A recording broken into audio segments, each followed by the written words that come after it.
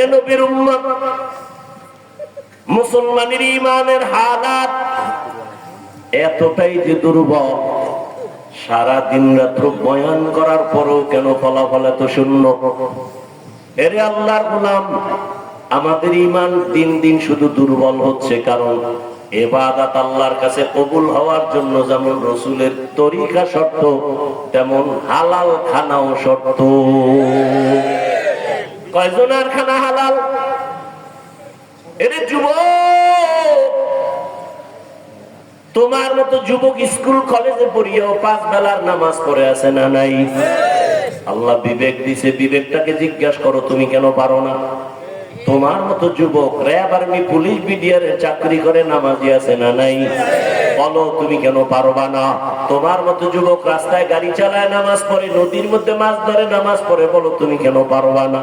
তোমার মতো যুবক শিক্ষকতা করে নামাজ পড়ে, ডাক্তার, প্রফেসর, ইঞ্জিনিয়ার, নামাজি অভাব নাই। ও বৃদ্ধ বাবাজি, আপনার মতো কত বুড়ারা মসজিদে গিয়ে নামাজ পড়ে, আপনি কেন পারেন না? ও পর্দারা রানের আম্মা জানেরা বোনেরা, আপনার মতো কত মা কত বোন এখনো আছে এই এলাকার মধ্যে পর্দা করে নামাজ পড়ে নাই? এরে আম্মা জানেরা, আপনারা কেন পারবেন না? আপনার মতো কত মা স্বামীর মাল হেফাজত করে, মোবাইলে সময় নষ্ট করে না। আল্লাহ সন্তান দিছেন, সন্তানটাকে আদর্শওয়ালা বানায় যান। ডাক্তার বানাবেন, কোরআন পড়ায় আদর্শওয়ালা বানায় যান। মা বাবার জন্য কোরআন পড়বে, দোয়া করবে। ও মা, আপনার মতো কত মা যদি পর্দা করে, আপনি কেন পারবেন না? এখনো সময় আছে, তওবা করেন। মরিয়া গেলেও যাবেন আর নামাজ ছাড়বেন না, বেপর্দায় চলবেন না, মোবাইলে সময় নষ্ট করবেন না। সন্তানটাকে আদর্শওয়ালা বানায় যাবেন, ডাক্তার বানাবেন, ইঞ্জিনিয়ার বানাবেন। মা বাবার দোয়া নিয়া, শিক্ষকের দোয়া নিয়া, উলামায়ে কেরামের পরামর্শ নিয়ে চলবে। ও যুবক বাবারা, এখনো সময় আছে, তওবা করো। জীবনে তো গুনাহ কম করো নাই। মনে চাইছে দাড়ি রাখবা না, কেটে ফেলেছো। মনে চাইছে নামাজ পড়বা না, পড়ো নাই। মনে চাইছে মোবাইলে সময় নষ্ট করবা, কম করো নাই। এখন থেকে তওবা করো। জানি না কার কপাল ভালো কারটা খারাপ, এখনো সময় আছে, তওবা করো।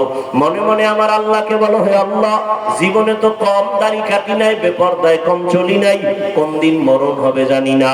আজকে থেকে তওবা করে নিলাম।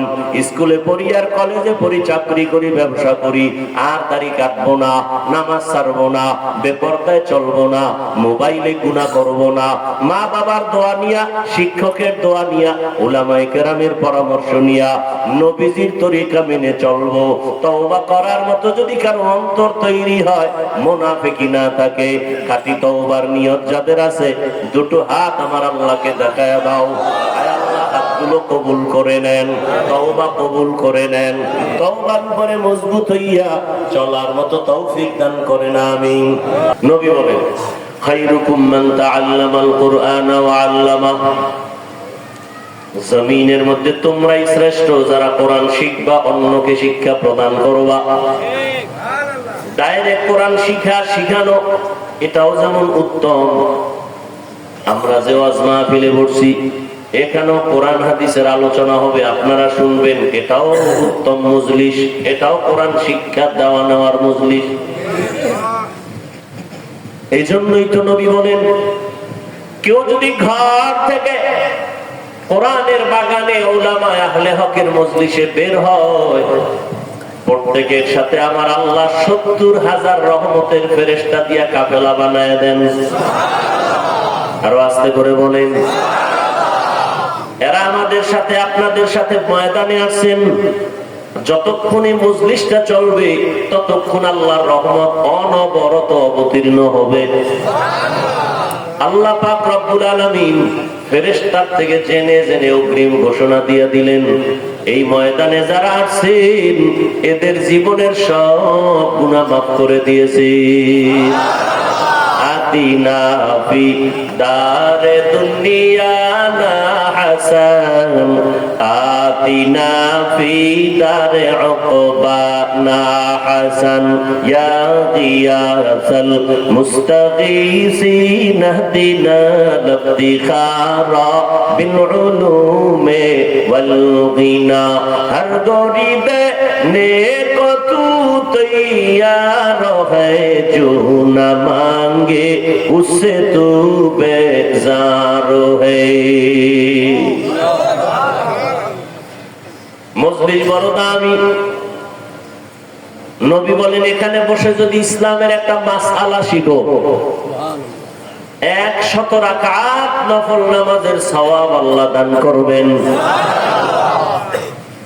এখানে বসে যদি কোরআন ও হাদিসের অনেকগুলো বিষয় শিখতে পারো, রহমতের নবী বলেন 1000 রাকাত নফল নামাজের সওয়াব আল্লাহ দান করবেন। এখান থেকে যদি কেউ তওবা করে গুনাহ থেকে বিদায় হয়, আল্লাহর নবী বলেন রাজাআকা ইয়াউমিন ওয়ালাদাতহু উম্মুহু, মায়ের গর্ভ থেকে বাচ্চা যেমন বের হয় নিষ্পাপ, কোরআনের বাগান থেকে কান্নাওয়ালা তওবা করনেওয়ালা এভাবে নিষ্পাপ বেগুনাহ হয়ে বাড়ি যাবে। আতিনা ফি দারে দুনিয়া না হাসান, আতিনা ফি দারে উকবা না হাসান, ইয়া গিয়াসাল মুস্তাগীসিন ইহদিনা লিফতিখারা বিল উলুমি ওয়াল গিনা। নবীজির নামে দরুদ পড়লে সওয়াব না গুনাহ? কম না বেশি? একবার পড়ছেন সাল্লাল্লাহু আলাইহি ওয়াসাল্লাম, একবার, সাথে সাথে 3টা পুরস্কার আল্লাহ দিয়ে দেবেন। প্রথম পুরস্কার 10টা গুনাহ মাফ হয়ে যায়, দ্বিতীয় পুরস্কার 10টা নেক আমল নামায় যোগ হবে, তৃতীয় পুরস্কার আল্লাহর দরবারে 10 গুণ মর্যাদা বেড়ে যাবে। কয়বার পড়লে? তাহলে যে 100 বার পড়েন, 200 বার পড়েন, 300 বার পড়েন, আরো লাভ। দরুদ এমন একটা আমল, যে আমলটা করলে আখিরাতের লাভ তো আছেই, দুনিয়ার লাইনে আরো বেশি লাভ। ভাই সাউন্ড ঠিক করেন না।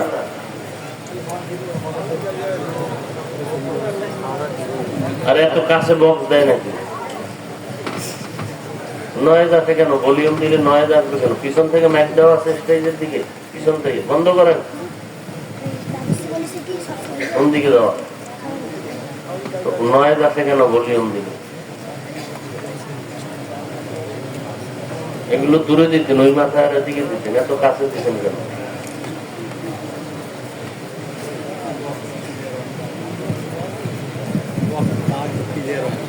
ওলামায়ে কেরাম লিখছেন কমপক্ষে প্রতিদিন 300 বার দরুদ পড়া উচিত। কতবার? 300 বার কমপক্ষে, বেশি পারলে তো আরো ভালো।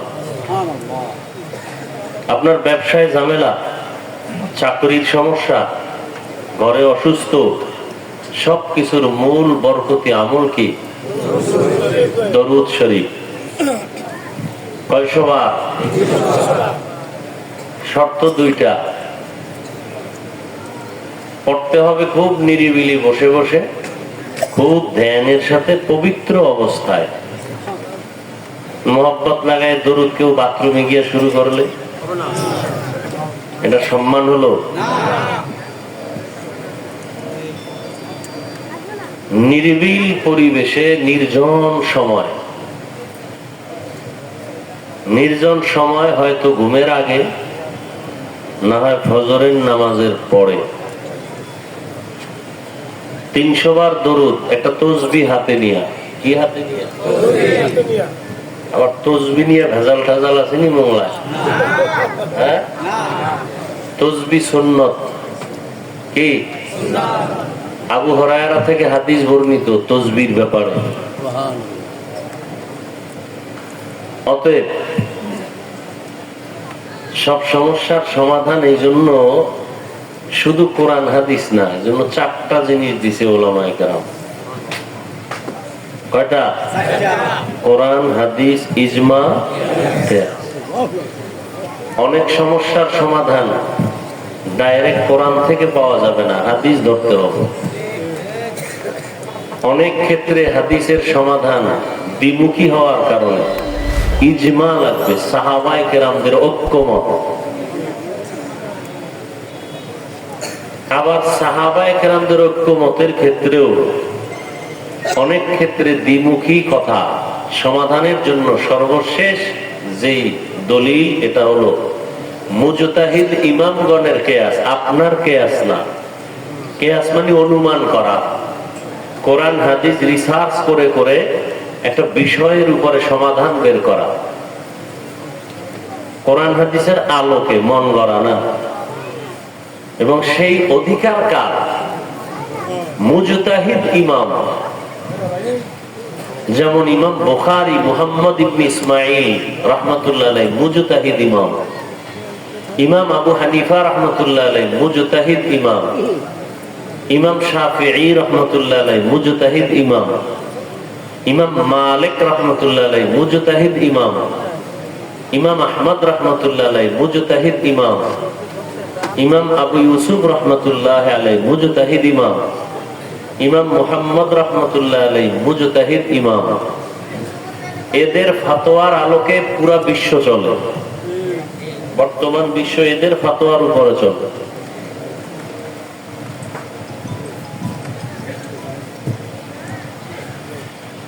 আল্লাহ তো তসবিহ হাতে নিয়া কতবার? কোন সময়? কোন সময়?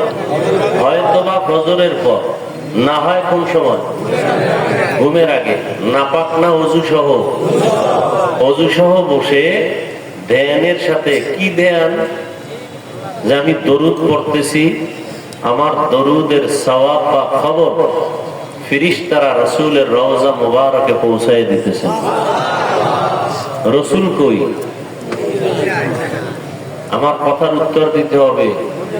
এই মোংলায় আসছি তৃতীয়বার, আরো 2 বার আসছিলাম। খুব খেয়াল করবেন, উঠা বসা করলে আজকে মোনাজাত দিয়ে চলে যাব, যেহেতু কালকে জুমার প্যারা আছে মাথায়। অতএব আপনাদের ধৈর্যের উপরে আমি কথা বলবো, কথা বুঝতে হবে। চিল্লা চিল্লির কিছু না, আগে বুঝেন। বয়ান তো আপনারা সব জানেন, জানেন না? মিথ্যা বলা হারাম, গালি দেওয়া হারাম, নাচ দেখা হারাম, গান শোনা হারাম, সুদ খাওয়া হারাম, ঘুষ খাওয়া হারাম, বেপরদায় চলা হারাম, মা বাবার সাথে বেয়াদবি হারাম, আলেমদের সাথে বেয়াদবি হারাম, চুরি করা হারাম, ডাকাতি হারাম, মানুষ হত্যা হারাম, মানুষের ক্ষতি করা হারাম, জুলুম করা হারাম। এগুলি জানেন না? কেন বলেন আমরা না জেনে গুনাহ করি? সবই তো জানেন। গালি দেওয়া জানেন না? কেন বলেন না জেনে দিয়েছি? 5 ওয়াক্ত নামাজ পড়া ফরজ, রমজানে রোজা রাখা ফরজ, বছরে একবার ধনীরা যাকাত দিবে ফরজ, জীবনে একবার হজ করবে ধনী ফরজ, মা বাবার খেদমত করা ফরজ। এগুলি কি জানেন না? সবই জানেন, এখন শুধু আমলের পরিবেশ তৈরি করতে হবে। কি আমল? আমল জানা আছে কিন্তু আমলের দুর্বলতা। তো বুঝার চেষ্টা করবেন। কি বলতেছিলাম? দুরূদ শরীফ কোন সময় পড়বেন? 2 বার না, কয়বার? হয়তো ফজরের পর, না হয় ঘুমের আগে। ধ্যান কি? রাসূল বলছিলাম কোথায়? মদিনায়। মরানা জিন্দা? কে আসতে বলেন কেন? ভেজাল আছে? সমস্ত নবীরা জিন্দা। সুবহানাল্লাহ। আসতে বললেন কেন? সমস্ত নবীরা আসমানে না কবরে? রওজা মুবারকে সব নবীরা জিন্দা। কেমন জিন্দা? নবী বলেন আল আম্বিয়াউ আহইয়াউন ফি কুবুরিহিম ইউসাল্লুন। সমস্ত আম্বিয়ায়ে কেরাম জিন্দা, তারা কবরে নামাজের হালাতে আছেন। কোরআন শরীফে আর এক আয়াতে আল্লাহ বলছেন আল্লাহ এদেরকে রিজিক দেন কবরের ভেতর। কি দেয়? রুটি না ভাত? এইরকম প্রশ্ন করনেওয়ালা বেয়াদব এই জমিনে আছে। কেন তারা প্রশ্ন করে? তারা বলে নবীরা কবরে জিন্দা না মরা?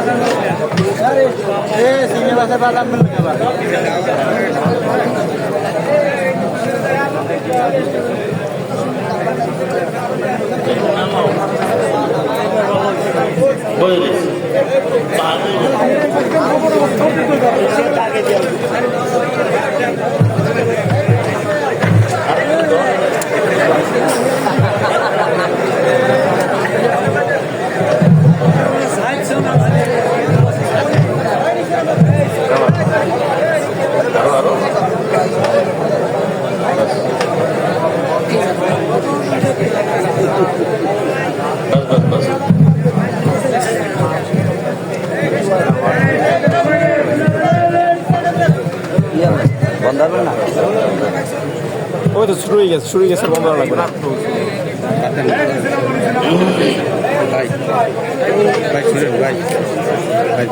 কি কথা বলতেছিলাম? সমস্ত নবীরা আম্বিয়া কেরাম কবরে কি জিন্দা, এতে কোনো সন্দেহ। আল্লাহ কোরআনে বলেন ওয়াহুম ইউরযাকুন, এদেরকে কবরে কি দেওয়া হয়? একদল বলে কি দেয়, রুটি না ভাত। এরপরে যদি রুটি দেয় ভাত দেয়, খায় কেমনে? পানি কই, প্লেট কই, গ্লাস কই? বুঝেননি? এই প্রশ্ন কারা করে? যারা বলে নবীরা সব কবরে মরা। তারা বলে এক কথায় ধর্ম নিয়ে ফিতনা কি নিয়ে? ইসলাম ধর্মের প্রত্যেকটা বিষয় নিয়ে ফিতনা। বাংলাদেশে এত বেশি, পৃথিবীর আর কোথাও এত ফিতনা নেই। দেখেন সৌদি আরবের ভেতরে হাজি সাহেব যায়, সারা দুনিয়ার মানুষ যায়, বিভিন্ন লাইনের মানুষ, কিন্তু কেউ নামাজে হাত বুকে বাঁধে, কেউ নাভির নিচে, কেউ সাইডে দিয়েও খাড়ায় থাকে। কোন ঝগড়া আছে? সোনার বাংলায় কার বদ নজর লাগছে এত ঝগড়া? যে কোনো বিষয় হাঁটবেন সেদিকেই ঝামেলা, জানাজা পড়াবেন সেখানেও ইখতিলাফ, মতনৈক্য, সন্দেহ। জানাজা পড়াবে মানুষ, কবরের চিন্তায় নামাজে দাঁড়াবে, হ্যাঁ দাঁড়াইও টেনশন। পিছনে একদলে কয় আলহামদুলিল্লাহ পড়া লাগবে, কেউ কয় লাগবে না। সন্দেহ একটা ঢুকাই দিছে। এখন ওই সন্দেহের চিন্তা করবে না নামাজ পড়বে? প্রত্যেকটা ক্ষেত্রে সন্দেহ বেঈমানদের একটা চক্রান্ত। মুসলমানদেরকে ওরা বিভিন্ন ভাবে দমিয়ে রাখার ষড়যন্ত্র করে। তো ইবাদত করবে, নামাজ বাদ দেওয়া পারবে না বলতে, রোজা বাদ দেওয়া পারবে না, কিন্তু এমন ভাবে কিছু চক্রান্ত করছে যে এরা নামাজ পড়ুক কিন্তু সন্দেহ ঢুকায় দাও, এরা রোজা রাখুক সন্দেহ ঢুকায় দাও। তো সন্দেহের সাথে ইবাদত করলে এটা একুরেট হবে না।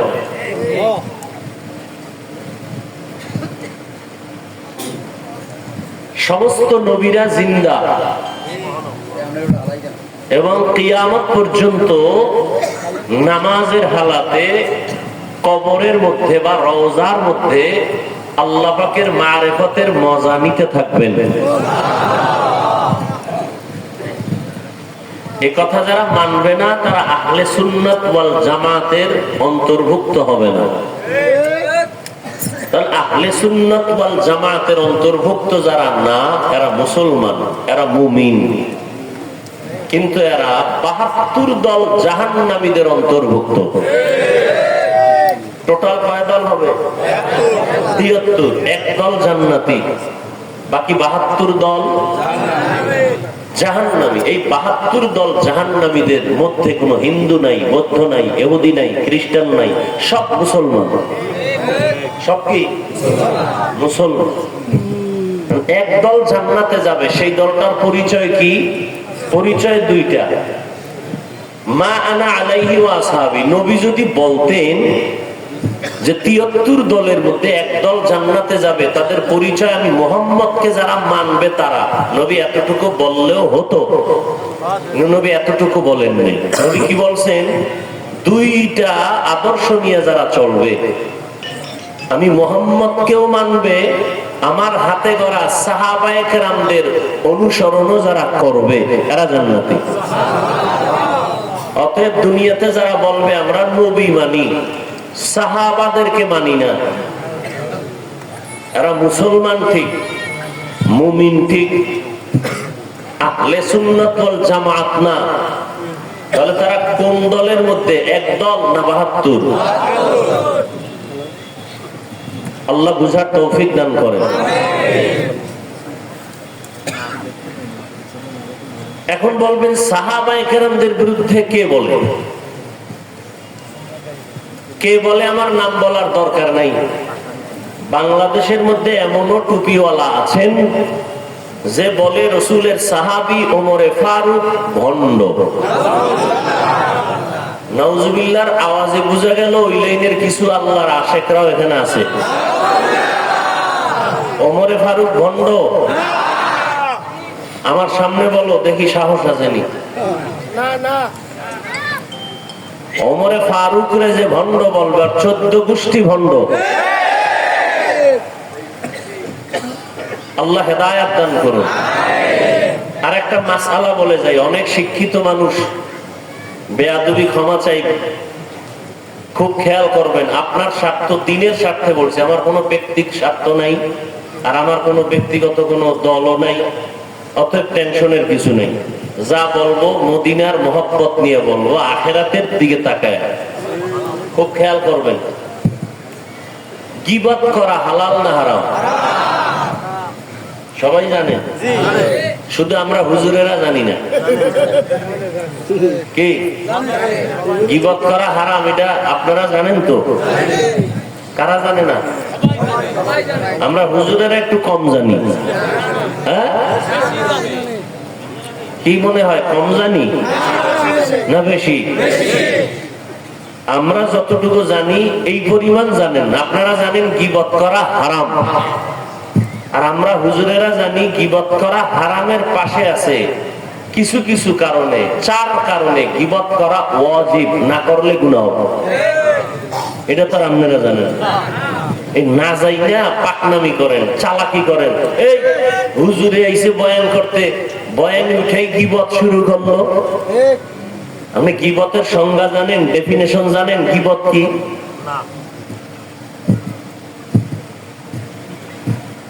গীবত করা হারাম, মারাত্মক গুনাহ, জিনার থেকেও বেশি।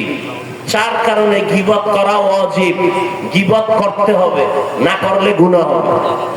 কয় কারণে? এখন কিছু পণ্ডিতরা আবার মনে মনে কইবে দলিল। কি দলিল? কয়টা কইছি? কোরআন, হাদিস, ইজমা। আচ্ছা, কোরআন থেকেই নাও।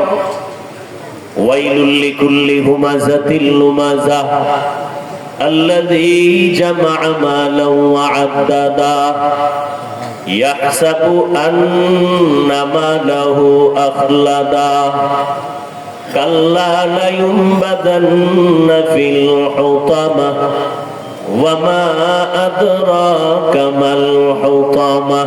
আসেনি? আছে।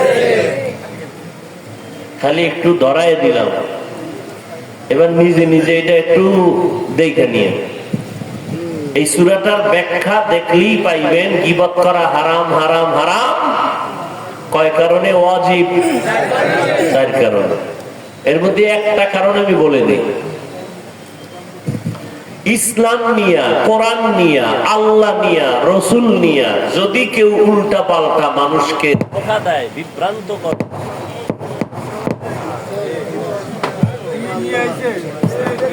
কেউ যদি মানুষকে ধোঁকা দেয়, বিভ্রান্ত করে, কি নিয়া? কোরআন নিয়া, আল্লাহ নিয়া, রসুল নিয়া, তখন উলামায়ে আহলে হক, ওলামা 2 দল। কয় দল? বাংলাদেশের রাজনীতিতে বহু ওলামা। আওয়ামী লীগে আছে ওলামা লীগ, বিএনপিতে আছে ওলামা এরপর আরো আরো কত পার্টি আছে না, ওই ওলামা না। রসুলের দৃষ্টিতে ওলামা কয় দল? কথা কয় না। দলিল قال رسول الله صلى الله عليه وآله وسلم إن شر الشر شرار العلماء وإن خير الخير خيار العلماء أو كما قال النبي عليه الصلاة والسلام। রহমতের নবী বলেন, জমিনের মধ্যে সব থেকে ভালো, এর উপরে আর ভালো নাই, তা হবে একদল উলামা। আবার এই জমিনের মধ্যে একদল খারাপ মানুষ থাকবে, এদের থেকে আর নিচে কোনো খারাপ হবে না, তারাও হবে উলামা। সবার থেকে বড় দামি সারা দুনিয়ার ভেতরে উলামা। এটা বুঝে আসছে, এটা মেনে নিতে পারলাম, কিন্তু সবার থেকে খারাপ তো গাঁজাখোর হবে, মদখোর হবে, বেশ্যা হবে। কিন্তু নবী সব বাদ দিয়া কেন বললেন সব থেকে খারাপ হবে জমিনে একদল উলামা? নবী কথা বললেন কেন? এক মিনিটে তার জবাব। এই স্টেজে দাঁড়াইয়া প্যান্ট শার্ট টাই লাগাইয়া 15 জন মানুষ যদি মাথায় কোরআন নিয়ে কসম খায়া বলে কালকে বৃষ্টি হবে, কালকে গজব আসতেছে মংলার ভেতরে, কথার কথা, জন টুপিওয়ালা তার থেকে বেশি করতে পারে। এই জন্য টুপিওয়ালা সব থেকে খারাপ। ভালোর ভালো টুপিওয়ালা আলেম, খারাপের থেকেও চূড়ান্ত খারাপ আলেম। এই জন্য বুঝার চেষ্টা করি, উলামায়ে আহলে হক এদের উপরে দায়িত্ব ইসলাম নিয়ে যারা উল্টা পাল্টা জনগণের ভেজালে ফেলাবে, আহলে হক ওলামার দায়িত্ব তাদের নাম ঠিকানা শুদ্ধা মানুষের সামনে পেশ করিয়া সতর্ক করা, অমুক আলেম ভণ্ড, অমুক পীর ভণ্ড, ওখানে যাবেন না। এটা গীবত হলেও সওয়াব, এটা গীবত হলেও। আচ্ছা বলেন, বর্তমানে ইসলামের দুশমন আসেনি? রসুলের যুগে একটু কম ছিল, হ্যাঁ? সাহাবায়ে কেরামের যুগে ছিল? সত্য কথা স্বীকার করেন, ছিল। দুর্বল না কঠিন? নবীজি শত্রুদের মোকাবেলা করছেন, বলেন। সাহাবায়ে কেরাম করছেন। ওই বেঈমান রসুলের দুশমন, ইসলামের দুশমনদের ব্যাপারে রসুল সবাইকে সজাগ করছেন, হ্যাঁ? তাহলে এটা কি বলবেন, রসুলের মধ্যে হিংসা ছিল?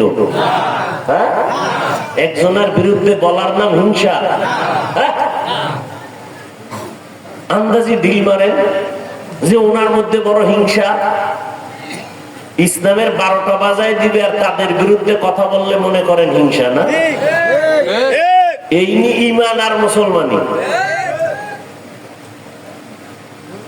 ভণ্ডদের বিরুদ্ধে কথা বলা হিংসা নয়, এটা ঈমান। বাতিলের বিরুদ্ধে জনগণের সামনে কথা বলা এটা ঈমান। কিসের হিংসা? কে তোমাকে শিক্ষা দিয়েছে হিংসা? লোকমা দিও, বেদবি করো না। কি দিবে? লোকমা। ইমাম সাহেব নামাজে দাঁড়াইছে, ভুল হইতে পারেনি, ভুল হইলে কি করবেন? লোকমা দিবেন, কিন্তু বেদবি করা যাবে? লোকমার সিস্টেম আসেনি? কি ইমামের কলারটা ধরে একটা টান মারবেন পিছনে যে আপনি অযোগ্য?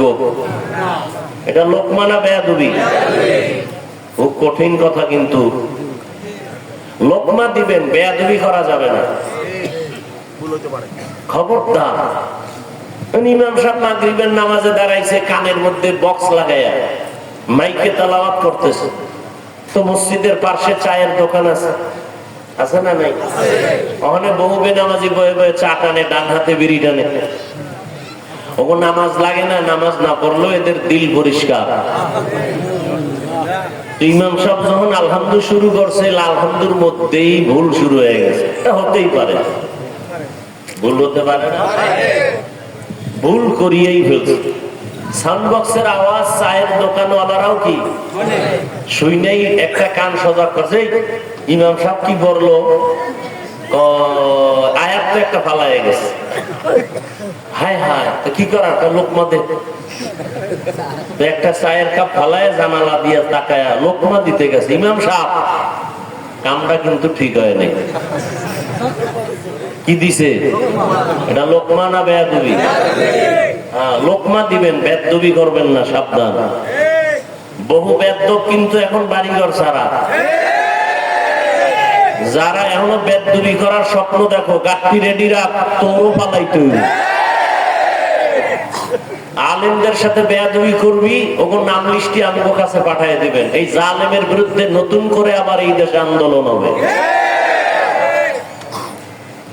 সমস্যা তো ঘটাইছেন আপনারা। শিয়ালের হাতে দিচ্ছেন মুরগি আমানত। কার কাছে?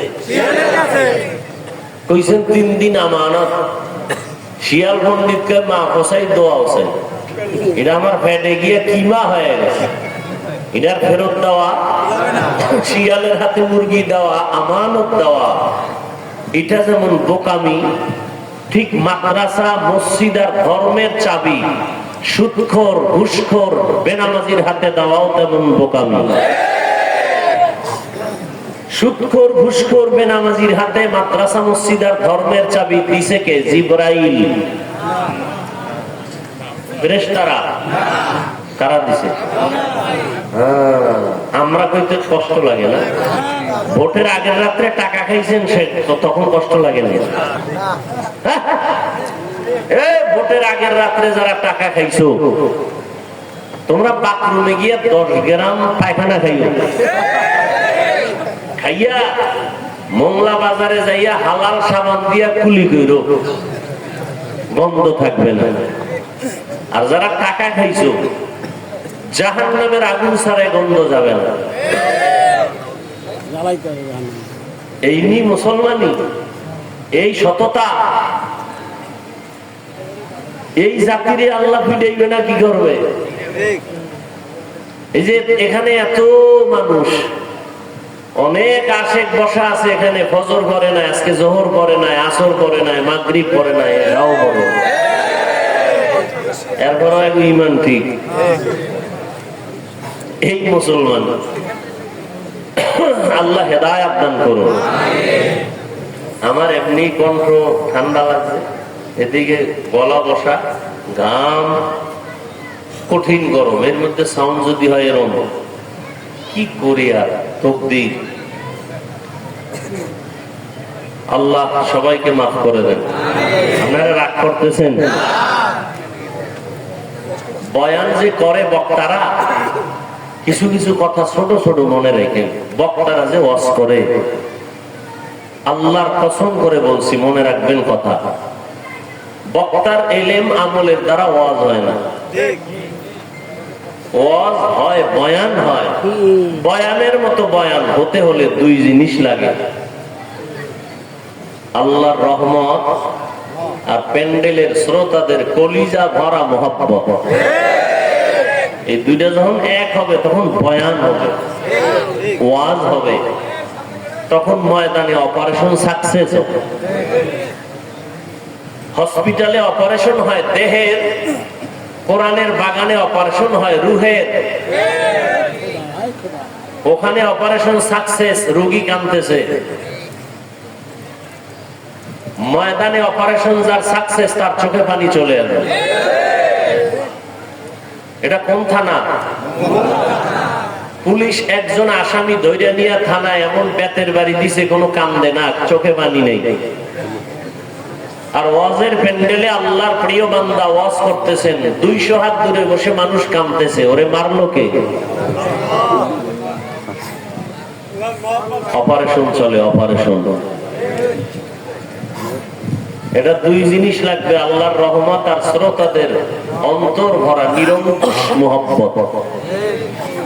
মহব্বত কি করেন? মোবাইল একটা সামনে দিয়ে পর্দা ফেলায় রাখছেন, কলমের দরজা বন্ধ হয়ে আছে। বহুদিন পর ওয়াজে বইছেন, আমিও আইলাম, আমার দিকে না তাকাইয়া মোবাইল নিয়ে ব্যস্ত। এই কপালটা লইয়া আমি দুনিয়াতে আইছি। যেই মোবাইলকে বলি আমরা নাপাক একটা বস্তু, নাপাক অস্ত্র, মানুষকে দ্রুত মেরে ফেলার একটা যন্ত্রের নাম মোবাইল। বাঁচতেছেন অনেক দিন, কিন্তু হাতে যন্ত্র যেটা, এটা দ্রুত মরার যন্ত্র। কিডনি শেষ করবে এই মোবাইল, চোখের পাওয়ার, কানের পাওয়ার, হার্ট, লিভার, লেখাপড়া, চরিত্র, জীবন, যৌবন সব ধ্বংস করতে পারে একটা মাত্র মেডিসিন, মোবাইল। মানুষ বলে অকাল মরণ। এই মোবাইলওয়ালা যারা মোবাইলের মুরিদ, মা ছাড়বে, বাপ ছাড়বে, ভাই বোন সব ছাড়বে, মোবাইল ছাড়বে না। সারা রাত মোবাইলে জেনা জেনা, ঘরে ঘরে জেনা, চোখের জেনা, কানের জেনা, জবানের জেনা, অন্তরের জেনা, সারা রাত। এই মোবাইলের মুরিদওয়ালা যারা মুরিদ, এদের অকাল মরণ হবে, অকাল। তাড়াতাড়ি মরবে না, ও জ্বালাইছে না, ও আবার নিজে জ্বলে উড়ে মরবো। মায়েরে জ্বালায় মোবাইলের জন্য, বাবারে জ্বালাইছে, আলেমের সাথে বেয়াদবি করছে, শিক্ষকের সাথে বেয়াদবি, মসজিদের মুরব্বীর সাথে বেয়াদবি। মানে মোবাইল চালাইতে গিয়া একটা টাটকা বেয়াদব হয়ে আছে। ও যখন জ্বালাইছে, মা বাপ এখন মনে মনে চায় ও মরলে খুশি, কারণ ওর চরিত্র এত খারাপ যে মা বাবাই সন্তানের চরিত্রের কারণে মানুষের সামনে মুখ দেখাইতে পারে না। জন্য মা বাবা মনে মনে চায় চরিত্রহীন সন্তানটা মরে যাক। আল্লাহ হেদায়েত দান করুন।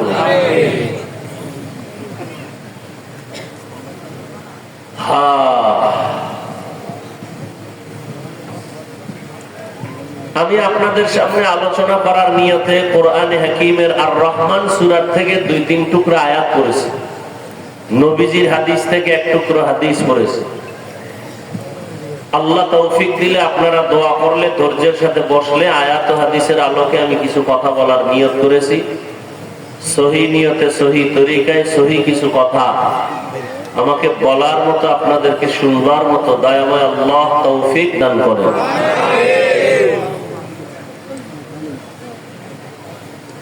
আমি একটু আগেও বলছি, আবারও বলি, বয়ান হবে আপনাদের মহব্বত আর ধৈর্যের উপরে। উঠা বসা করলে আমি হাত উঁচু করে মোনাজাত দিয়ে চলে যাব। নিজের কপালও পুরবেন না, অন্যের কপালও পুরার চেষ্টা করবেন না। এটা এমন একটা প্যান্ডেল, আসলে সবাই চাইলেও বসতে পারে না, কারণ এটা তো একটা বেহেশতের বাগান। এটা এমন একটা বাগান, রাসূল বলেন এখানে বসার সাথে সাথে জীবনের সবার সব গুনাহ মাফ। যাদেরকে শয়তান বন্ধু বানাইছে এরা তো বসতে পারবে না, কিছুক্ষণ পর উঠার জন্য পাগল হয়ে যাবে। আল্লাহ যদি কপাল ভালো না রাখে কি করার? আমি হাফিজুর রহমান কেন আর মক্কা মদিনার ইমাম কেন, স্বয়ং রাসূল যদি বয়ান করে কপাল খুলবে না। কপাল পোড়া এত খারাপ, রাসূলের বয়ানও কপাল খুলে না। বুঝুন কত বড় কপাল পোড়া। যেই রাসূলকে এক নজর দেখলেই জাহান্নাম হারাম, যেই রাসূলের চেহারা মোবারকে একটা দৃষ্টি দিলে 7 দিনের ক্ষুধা থাকে না, যেই রাসূলের শরীর মোবারকে মশা মাছি পড়া হারাম, যে রাসূল রাস্তা দিয়ে চলেন মেঘ ছায়া দেয়, সূর্যের গরম যেন রাসূল কষ্ট না পায়। কেমন রাসূল চিনলেন না সেই রাসূলকে? যেই রাসূল কদম যেখানে দেয় সেখান থেকে মেশকের ঘ্রাণ, যেই রাসূলের ঘাম আম্মা জান আয়েশা রাদিয়াল্লাহু আনহা বলেন বোতলে ভরে রাখতাম আর আতর হিসেবে ব্যবহার করতাম। যেই রাসূল রাস্তা দিয়ে চলতেন দুপাশের গাছ নত হয়ে রাসূলকে সালাম দেয়। যেই রাসূলকে এক নজর দেখার জন্য গর্তের পিপিলিকা আল্লাহর কাছে আরজি পেশ করে, সেই রাসূলকে এক টানা 13 বছর দেখছে, সামনে বসে বয়ান শুনছে, কালেমা পড়ে নেই। এত বড় পৃথিবীর নিকৃষ্ট বেঈমানের নাম জানেন? কথা বলেন। এর নাম কপাল। এর নাম কি? মোংলা বন্দরে মাহফিল হবে, প্রচারণা চলছে বহুদিন, অনেকে আসতে চেয়েও পারে নাই, কপাল। আর একদল আসছে কিন্তু এই বেহেশতের প্যান্ডেলে ঢুকতে পারে নাই, কপাল। এরা কোথায়? সব মহিলা প্যান্ডেল তাওয়াফ করে, দোকানে ঘুরে আর তাজা তাজা কবিরা গুনাহ করে। বাড়ির থেকে বলে আসছে ওয়াজে যাই, কপাল খারাপ, প্যান্ডেল বেহেশতের বাগানে ঢুকতে পারেনি। আরেক দল ঢুকছে, কিন্তু ওই যে একটু আগে বলছি মোবাইলের পর্দা দিয়া কলবের দরজা বন্ধ রাখছে, এদের কপালটাও খারাপ। বলে গেলাম লিখে রাখো, গাঞ্জা খাইয়া প্যান্ডেলে বসি নাই, মানো আর না মানো কথাগুলো মনে রাখো। 13 বছর রসুলকে দেখে বয়ান শুনে কালেমা, এর নাম কপাল। আর অন্যদিকে 27 বছরের যুবক, কয় বছর, তরবারি নিয়ে দৌড়ায় রসুলকে জবাই করবে, দৌড়াচ্ছে তরবারি নিয়ে, রসুলকে দেখেই তরবারি ফালায়, নবী বেয়াদবি মাফ করেন, কালেমা পড়ায় দেন। এর নাম কপাল। এই কপালওয়ালা কে? কে? 13 বছর বয়ান শুনেও কালেমা পড়ে না আবু জাহাল, আর রসুলকে জবাই করতে আইসাও কালেমা পড়ে, এর নাম কপাল। মান ইয়াহদিল্লাহু ফাহুয়াল মুহতাদ ওয়া মান ইউদ্লিল ফালান তাজিদা লাহু ওয়ালিয়াম মুরশিদা।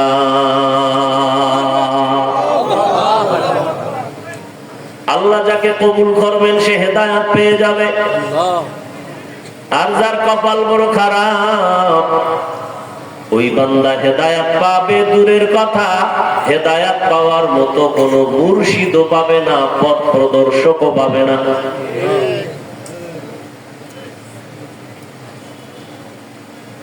আল্লাহ ময়দানকে কবুল করেন, মাদ্রাসা কবুল করেন, পুরা এলাকাকে আল্লাহ কবুল করেন। আর কি দোয়া করতাম কোন? তাড়াতাড়ি যেন সাগরে একটা বাড়ি, মানে এক বাড়ি দিলে ঘুমের মধ্যে দেখবেন যে পানির ভিতরে আছেন। আল্লাহ পারেনি? বাংলাদেশে একটা জেলার নাম শরীয়তপুর, শরীয়তপুরের মধ্যে একটা থানা আছে নড়িয়া। কি থানা? খবর নাই তো। অল্প কয়েক বছর হবে না বেশি, ঘুমের মধ্যে নড়িয়ার অংশ মাটির পানির তলে চলে গেল। মোংলার পার্শ্বে সাগর। আল্লাহ যদি খালি অর্ডার দেয় একটু গরম হয়, মোংলা শেষ নিমিষেই, পৃথিবীর মানচিত্র থেকে মোংলা শেষ। 2004 সনে ইন্দোনেশিয়ায় সুনামি হয়েছিল। গত কয়েকদিন আগে ভূমিকম্প হলো থাইল্যান্ড, মায়ানমার। এরকম একটা ধাক্কা দিলে বাংলাদেশের উপায় আছে? আর বেঈমানরা তো রেডি হয়ে আছে, বাংলাদেশের গোনায় ধরে না, চিন্তা করে অন্য দেশের লগে যুদ্ধ হবে, আর বাংলাদেশে খালি একটা টোকা মারবো নাই। আপনারা তো মনে করেন ইসলাম কায়েম হয়ে গেছে না? ইসলাম কায়েম হলে হুজুরদের এত আন্দোলন করতে হয় কেন মাঠে ময়দানে? স্বাধীন স্বাধীন স্বাধীন বলে চিৎকার দিয়া নাকে তেল লাগায় ঘুমাইতেছেন, স্বাধীন হলে চট্টগ্রামে আইনজীবীর গলায় ছুরি চলে কেন? কি মোংলার মানুষ ঘুমে আছেন না? স্বাধীন স্বাধীন স্বাধীন হলে ফাঁকে ফাঁকে আমাদেরকে চোখে দেখানো হয় অমুক জায়গায় ওয়াজ চলতেছে, বক্তার মাইক টেনে নিয়ে গেল কেন? কিসের স্বাধীন? এ তো ইদানিং কালের কথা বলছি, 2-4 মাসের মধ্যে কথা বলছি। আলহামদুলিল্লাহ আমার ওয়াজ এখন পর্যন্ত বাধাগ্রস্ত হয় না। আমি ঘোষণাই দিয়ে দিছি প্যান্ডেলে, যে কোরআনের মাহফিল বন্ধ করতে চায় ওর নাম ঠিকানা দাও, কি বলতে চায় রেকর্ড করো। ওই জালেমের বিরুদ্ধে নতুন ভাবে বাংলাদেশে আন্দোলনের ডাক আবার দিব। লিস্টি দাও, কারা ওয়াজ মাহফিল বন্ধ করতে চায়, সেই বেয়াদবদের লিস্টি দাও। মৃত্যু একবার হবে, জালেমের সাথে মোকাবেলা করে হবে। কি এত ভয় কিসের? এ দেশ আমার, এ দেশের আমি বৈধ নাগরিক, জমিন আল্লাহ, আমি আল্লাহর গোলাম, আমি আল্লাহর হুকুম মেনে নামাজ পড়ি, আল্লাহর দেয়া সূর্যের আলো আমি ভোগ করি, কারণ বাবার দেয়া সূর্য না, আল্লাহর দেয়া বাতাস ভোগ করি, কোন সরকারের বাতাস নয়। অতএব আল্লাহর জমিনে আল্লাহর দিন নিয়ে আমরা যারা চলি, আমরা টপ লেভেলে থাকবো। আমাদের সাথে কথা বলতে হলে আমাদের অনুমতি নিয়ে বলতে হবে। সোজা কথা, কোনো প্যাচ নাই, আমাদের কোনো অস্ত্র নাই, টাকা পয়সা নাই, আমরা সব ফকির।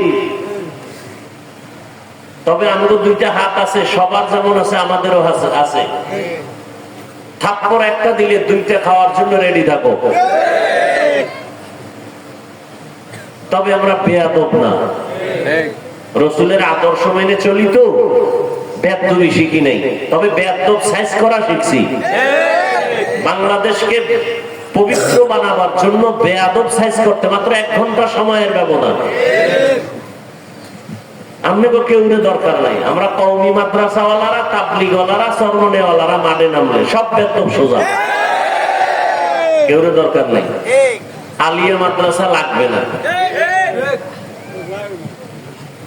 খালি কওমিওয়ালারা নামলেই দেশ ঠান্ডা। আর সবাই নামলে তো উপায় নেই।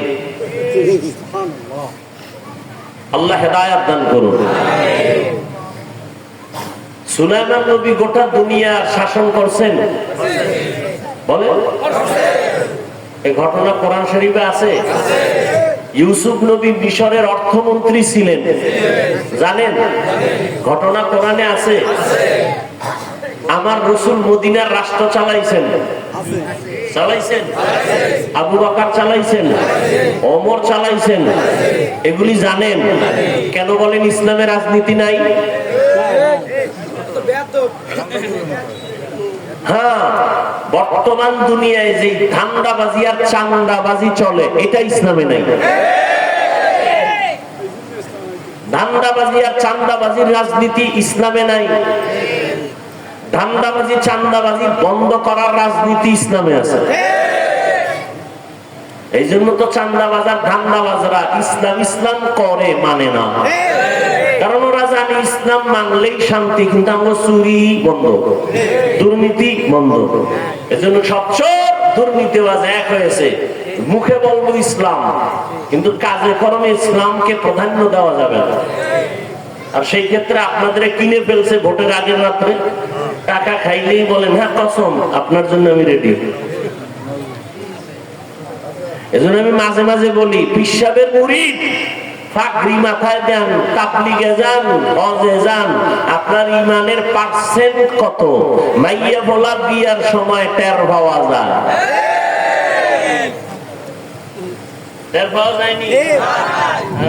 পিসাবের মুরিদ উপরে কয় কিচ্ছু লাগবে না, তলে তলে কয় এটা দিল না কেন, মানবতা হইল, ওইটা দিল না কেন, মানবতা হইল। ভিতরে ভিতরে গায়ে হলুদ চলে, ভিতরে ভিতরে নাচ গান চলে, ছবি উঠানো চলে, ভিডিও চলে, যেগুলো সব হারাম। গায়ে হলুদ হারাম, গায়ে হলুদ কি হারাম, অনর্থক ছবি উঠানো হারাম। সারা দুনিয়ার উলামায়ে কেরাম একমত, অনর্থক এমনি ছবি তোলা হারাম। বসছেন বেহেশতের বাগানে, মোবাইল নিয়ে করতেছেন কবিরা গুনাহ, দরকার নাই, শুধু শুধু ছবি তুলতেছেন। পৃথিবীর কোন আলেমের মৃত্যু পর্যন্ত এই কথা ভিন্ন কোন ফতোয়া দেওয়ার অধিকার পাবে না, শক্তি থাকবে না। বিনা কারণে এমনি ছবি উঠানো হারাম। অতি চালাক কিছু বাঙালি আছে না, আসেনি? এরা শুধু চালাক না অতি চালাক? চালাক ভালো, অতি চালাক ভালো না। অতি চালাকের আর এক নাম বেয়াদব। অতি চালাকরা কি করবে? হুজুরের আটকাইতে হবে। কেমনে আটকাইবো? বলবে হুজুর আপনার ফতোয়া মানলাম, এই ক্যামেরাওয়ালারা কেন এগো কিছু কর না কেন? অতি চালাক। মাদ্রাসায় 1 টাকাও দিবে না, হিসাব চায়, অতি চালাক। মসজিদে দান করবে না, কি চায়? এরকম বেয়াদব আছে না নাই? সমস্যা কোথায়? শিয়ালের হাতে মুরগি, মনে আছে? কার হাতে মুরগি? হ্যাঁ, আল্লাহ হেদায়েত দান করুন। আয়াত আর হাদিসের তরজমাটা বলে নিব, তারপরে কিছু ব্যাখ্যা সামান্য আপনাদের ধৈর্যের উপরে বলবো। মোনাজাতটা আমি দিব, অনুমতি নিয়ে নিলাম, উঠলেই মোনাজাত বাস। আর রহমান, রহমান হলেন তিনি, আল্লামাল কুরআন, কোরআন শিক্ষা দিলেন যিনি। খালাকাল ইনসান, রহমান হলেন তিনি, মানুষ সৃষ্টি করলেন যিনি। আল্লামাহুল বায়ান, রহমান হলেন তিনি, বয়ান শিক্ষা দিলেন যিনি। নবী বলেন, খায়রুকুম মান তাআল্লামাল কুরআন ওয়া আল্লামাহু, জমিনের মধ্যে তোমরাই শ্রেষ্ঠ যারা কোরআন শিখবা, অন্যকে শিক্ষা প্রদান করবা। ডাইরেক্ট কোরআন শিখানো এটাও যেমন উত্তম। আমরা যে ওয়াজ মাহফিলে বসছি, এখানেও কোরআন হাদিসের আলোচনা হবে, আপনারা শুনবেন, এটাও উত্তম মজলিস, এটাও কোরআন শিক্ষা দেওয়া নেওয়ার মজলিস। এই জন্যই তো নবী বলেন, কেউ যদি ঘর থেকে কোরআনের বাগানে উলামায়ে আহলে হকের মজলিসে বের হয়, প্রত্যেকের সাথে আমার আল্লাহ 70,000 রহমতের ফেরেশতা দিয়া কাফেলা বানায় দেন। আরো আস্তে করে বলেন। এরা আমাদের সাথে, আপনাদের সাথে ময়দানে আসছেন, যতক্ষণে মজলিসটা চলবে ততক্ষণ আল্লাহর রহমত অনবরত অবতীর্ণ হবে। আল্লাহ পাক রব্বুল আলামিন ফেরেশতার থেকে জেনে জেনে অগ্রিম ঘোষণা দিয়ে দিলেন, এই ময়দানে যারা আছেন এদের জীবনের সব গুনাহ মাফ করে দিয়েছে।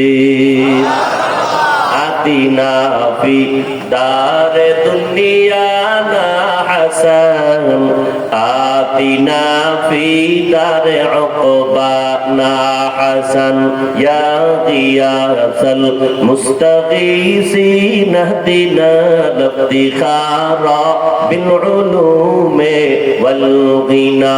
হর গরিবে নেক তু তৈয়ার হ্যায় जो न मांगे उससे तू बेजार है।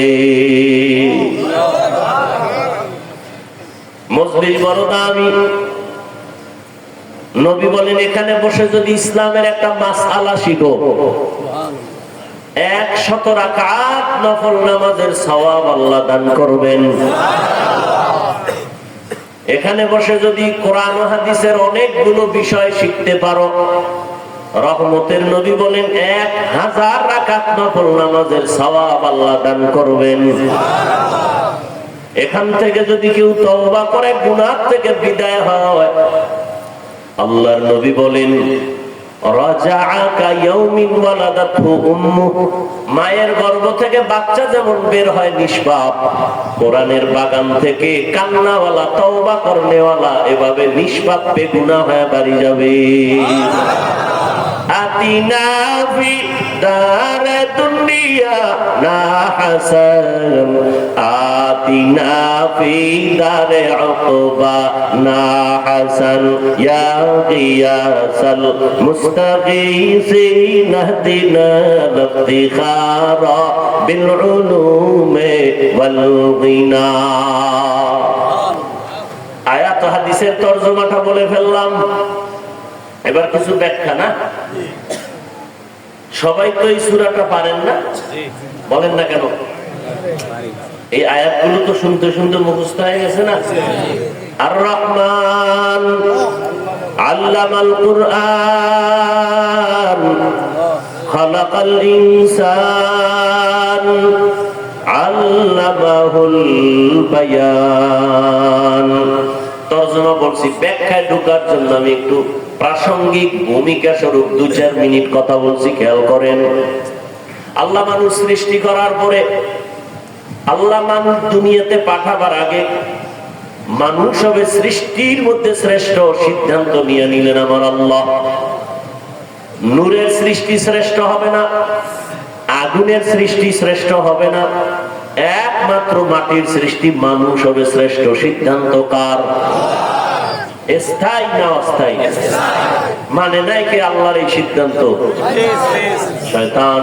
ওয়ালাকাদ কাররামনা বানি আদম ওয়া হামালনাহুম ফিল বাররি ওয়াল বাহরি ওয়া রাযাকনাহুম মিনাত তাইয়্যিবাত ওয়া ফাদ্দালনাহুম আলা কাসীরিম মিম্মান খালাকনা তাফদীলা। বনি আদম বড় দামি। আল্লাহ এদের জন্য জমিনে চলার মতো ব্যবস্থা করেছেন এবং পানির মধ্যে চলার মতো আয়োজন আল্লাহ করেছেন। এক দেশ থেকে ভিন্ন দেশে পানির উপর দিয়ে চলে যাও, যেই লোহা পানির মধ্যে ফেললে ডুবে যায়, মানুষের মেধা দিয়া সেই লোহা দিয়া বড় বড় স্টিমার বানাইয়া এক দেশ থেকে অন্য দেশে যায়। আমেরিকা থেকে, ওই জাপান থেকে শিপগুলো মোংলা বন্দরে এসে দাঁড়ায়। কাদের কুদরত দারি বরকামাল আনতা রব্বি আনতা হাসবি যুল জালাল তুহি কাদের জলিলুল্লাহ জাহাদার বহর হালে তুহি মেরা নেগাহদার। চলার মতো উত্তম ব্যবস্থা কে করেছেন? এই ব্যবস্থা জিনের জন্য নাই, ফেরেশতার জন্য নাই, দুনিয়ার কোন প্রাণীর জন্য নাই, একমাত্র মানুষের জন্য। মানুষ এমন একটা প্রাণী, হাওয়ার উপরে চলে বহাল তবিয়তে, পানির মধ্যে চলে বহাল তবিয়তে, বান্দার স্থলে চলে বহাল তবিয়তে, কোনো মেধাও নষ্ট নাই, মাথাও ঘুরায় না, হাওয়ার মধ্যে চলে, পানির ভেতরে চলে, উপরে চলে, নিচ দিয়েও চলে। এই রকম শক্তি এককভাবে আর কোনো প্রাণীর নাই। মাছ আছে, মা পানির ভিতরে বড় আরাম, উপরে উঠাইলি হায়াত শেষ। কি সুন্দরবন জঙ্গলে অনেক প্রাণী আছে, পানির মধ্যে ফালায় দিলে হায়াত শেষ, ঠিক নেই? মানুষ এমন একটা প্রাণী, আমার আল্লাহ এদের জন্য সর্ব জায়গায় সম্মানের ব্যবস্থা করেছেন। যে বাঘ দেখলে মানুষ ভয় পায়, কিন্তু এমনও মানুষ এই জমিনে আছে যাদেরকে দেখলে বাঘ ভয় পায়। আছে না নাই? থাকো বাদ আতিশ বান্দা বামানো তু মুর্দা বাহাক জিন্দা আন। আমনে সাপেরে ভয় পান, আর কিছু বান্দা জমিনে আছে সাপ এদের ভয় পায়। কঠিন কথা না? এ বুঝার মেধাও তো নেই, বিরোধিতা করার মেধা আছে, বিরোধিতা করার মেধা আছে, বুঝার মেধা নেই। উজানির কারি ইব্রাহিম রাহমাতুল্লাহ আলাইহি চাঁদপুর জেলা কচুয়া থানা, হিন্দুদের বিশাল মালিকানার জমিন জঙ্গল সাফ করার জন্য ঢুকলেন। গিয়ে দেখে একটা গম্বুজের ভেতরে বাঘ তার বাচ্চাকে দুধ পান করায়। কারি ইব্রাহিম কয়, রে বাঘ, বুনিয়াদ মারছে, তুমি তোমার গন্তব্যে যাও। বলতে দেরি, বাঘ তার বাচ্চাটা কাঁধে নিয়ে কুমিল্লা জেলার পাশে একটা লালমাই থানা আছে। কি মাই? লালমাই থানায় পাহাড় আছে। বাঘ তার বাচ্চা নিয়ে পাহাড়ে রওনা। এখন তুমি বয়ে বয়ে এটা কেমনে সম্ভব, কেমনে সম্ভব বলবেনি? এবার আমারে জবাব দাও। পৃথিবীতে শ্রেষ্ঠ বুদ্ধির গাইড কোরআন, আর কোরআন যাদের সিনে আছে তারা পৃথিবীর শ্রেষ্ঠ বুদ্ধিজীবী।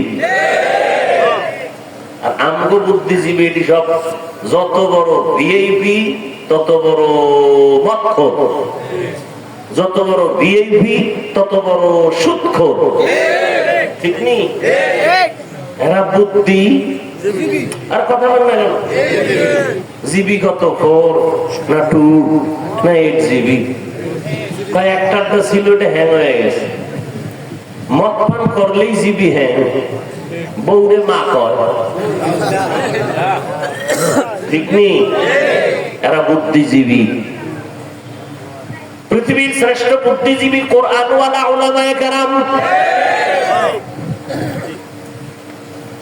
কারি ইব্রাহিমের কথা বাক শুনে তুমি আশ্চর্য হইছো? আমাকে জবাব দাও, আপনাদের মোংলাই অঞ্চলের ভেতরে চাষাবাদ হয়নি? গরু দিয়া চাষ করেনি? হাল চাষ করে? যারা গরু দিয়া হাল চাষ করে ওই লোকগুলো IA pass, BA pass, matric pass, কি পাস? সমাজের থার্ড ক্লাসের মানুষ, খুব বুঝেন, বলছি না কিছু কথা বুঝে না। সমাজের থার্ড ক্লাসের মানুষ কৃষক, কলম দিয়ে দস্তখত দিতে পারে না। এই মানুষটা যখন গরু দিয়ে চাষাবাদ করে, গরুটারে যখন কয় দাঁড়া, গরু দাঁড়ায়নি, মানে না মানে সত্য কথাটা স্বীকার করে। গরুটারে যদি বলে ডানে যা, যায়নি। গরুকে যদি বলে বামে যাও, যায়নি। একটা থার্ড ক্লাসের মানুষ, চাষী ব্যক্তির কথা যদি গরু শুনে, আল্লাহর প্রিয় তাকওয়াওয়ালা বান্দার কথা সে কেন পাক শুনবে না? এটা বুঝার মেধা নাই, বিরোধিতা করার মেধা আছে। ওর জিবি হ্যাং হয়ে গেছে। আল্লাহ হেদায়েত দান করুন। 500 হাঁস মাঠে দৌড়াইতেছে, পানির মধ্যে খাইতেছে। সন্ধ্যাবেলা মালিক যখন তার ইশারায় ডাক দিছে, আইসিনি? আপনি ডাকলে আইবে? হ্যাঁ, মাস্তানি শেষ। তাহলে আপনার সে বড় পাওয়ার লয়ে বউ রয়েছে তো ম্যাডাম, 500 হাঁসের ডাক দিলি হাজির। ঠিক নি? বাড়ির মধ্যে সারা মুরগি ঘুরে আর খায়, আপনি ডাকবেন সন্ধ্যাবেলায়, আপনার ডাকে জীবনে আসবে না। মালিক যখন ডাক দিবে, যে যেখানে থাক, আওয়াজ পাইছে মুরগি সব হাজির।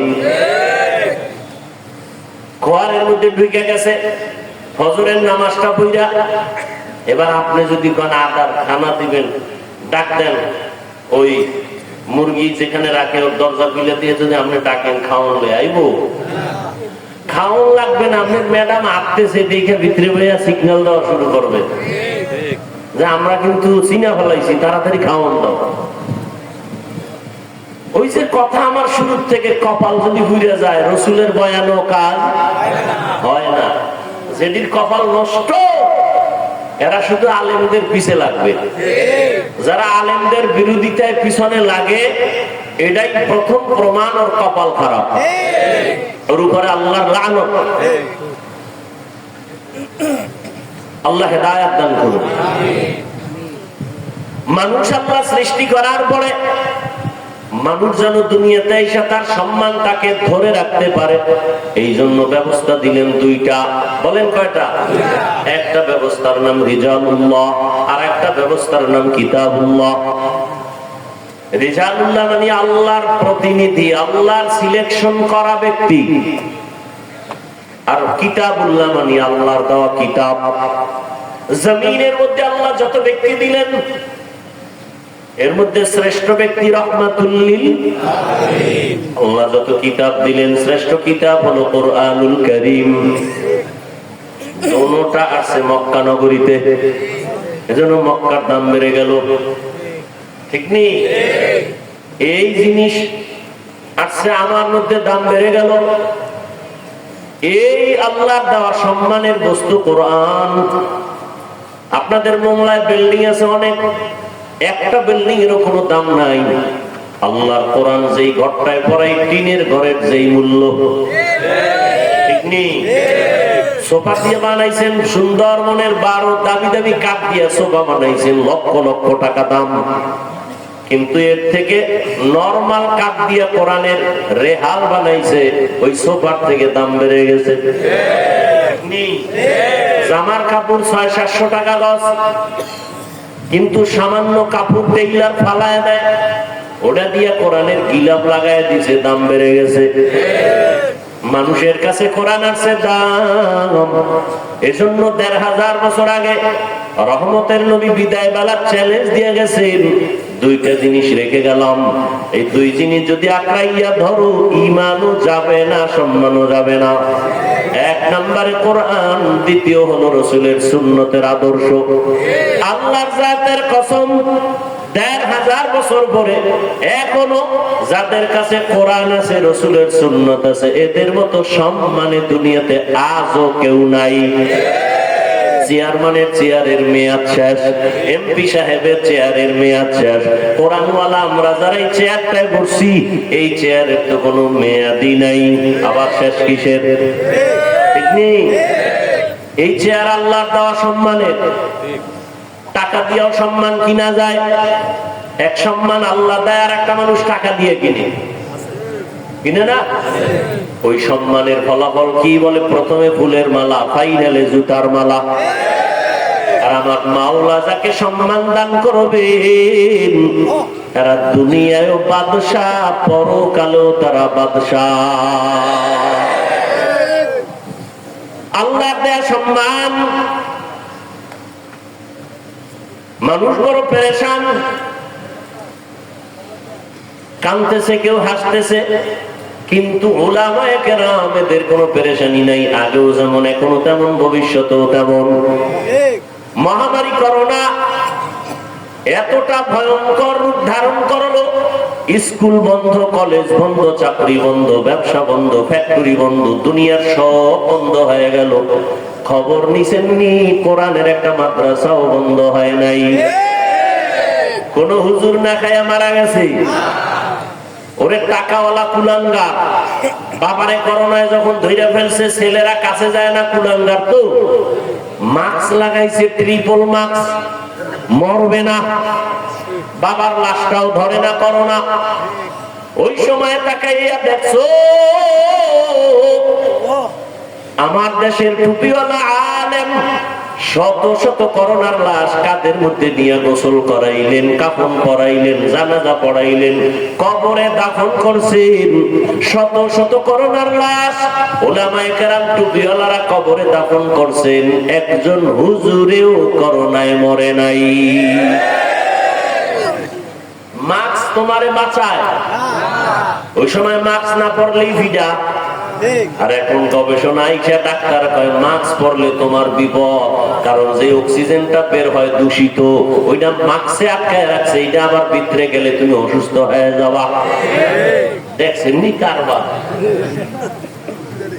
আমরা হুজুরেরা পাও ধরে ধরে বয়ান করছি, দুইটা হাত দিয়ে খাইতে বা হুজুরগো কথা কামে লাগে না। মাওলায় কানে ধরে হাত ধোয়াইতেছে, মাস্ক লাগায়, পকেটের মধ্যে মেডিসিন বাইর করে আর হাত ধোয়, বাইর করে আর হাত ধোয়। আমারও কয় হুজুর ধুইবেন নি। তুমি যদি দৈনিক 1000 বার হাত ধো কোনো সওয়াব নাই, আর আমরা একবার ধুইব সওয়াব, কারণ আমরা আগের থেকেই রসুলের মহব্বতে সুন্নত আমল করি। এরে আমার যুবক বাবারা, বৃদ্ধ বাবাজি, পর্দার আড়ালের মা বোনেরা, দুই জিনিস আল্লাহ দিলেন সম্মান ধরে রাখার জন্য। এই দুইটার শ্রেষ্ঠ কোরআন আর রহমতের নবী মক্কা নগরীতে আসছেন এমন একটা জায়গা। মক্কা নগরীর মানুষ এত চরিত্রহীন, লম্পট, জমিনে এদের মতো খারাপ মানুষ আর ছিল না। সেই জায়গায় আসছে কোরআন, সেই জায়গায় দিলেন আমার আল্লাহ রহমতের নবী। এই দুইটা জিনিস আসার পরে যখন মক্কার লম্পট চরিত্রহীনের এটারে ধরলো, এখন মক্কার মানুষ এতটাই দামি, আল্লাহ কয় জিবরাইল লিস্টি দিয়া দিলাম, নাম আছে, রসুলকে গিয়া বল এই লিস্টির মধ্যে যারা আছে সবাই বিনা হিসাবে জান্নাতি। এই দুই জিনিস ধরার কারণে আল্লাহ পাক রব্বুল আলামিন রহমতের নবীকে পাঠানোর পর 40 বছর পরে রহমতের নবীর উপরে আল্লাহ কোরআন অবতীর্ণ করবেন। এখনো কোরআন আসে নাই। নবী দীর্ঘ 40 বছর পর্যন্ত কালেমার কথা বলেন না, নামাজের কথা বলেন না, রোজার কথা বলেন না, জিকিরের কোনো বয়ান নাই। নবী কি করে? সবার সাথে মিলে ঝুলে চলে। সবাই কিন্তু মূর্তি পূজা করে, মুশরিক, সবাই আল্লাহ বিরোধী, কিন্তু নবী কিছুই বলেন না, সবাই বুকে লাগায়, সবার সাথে মিলজুল করে মহব্বত। মানুষ মানুষের ভক্তি আর শ্রদ্ধা বেড়ে গেল। আব্দুল্লাহর ছেলেটা কেমন যেন সৎ, কেমন যেন মেজাজ ভালো, কারণ মুহাম্মদ এমন মায়ার নবী আমার, জীবনে কোনোদিন কাউকে একটা গালি দেন নাই। 63 বছর হায়াতে রহমতের নবী, হাজারো গালি শুনছেন, গালির কোনো জবাবও দেন নাই। 63 বছর হায়াতে রহমতের নবী, কোনোদিন একটা মিথ্যা কথা বলেন নাই। এমনকি দুটো চোখ মোবারক গরম করিয়া কারো দিকে নবী তাকান নাই।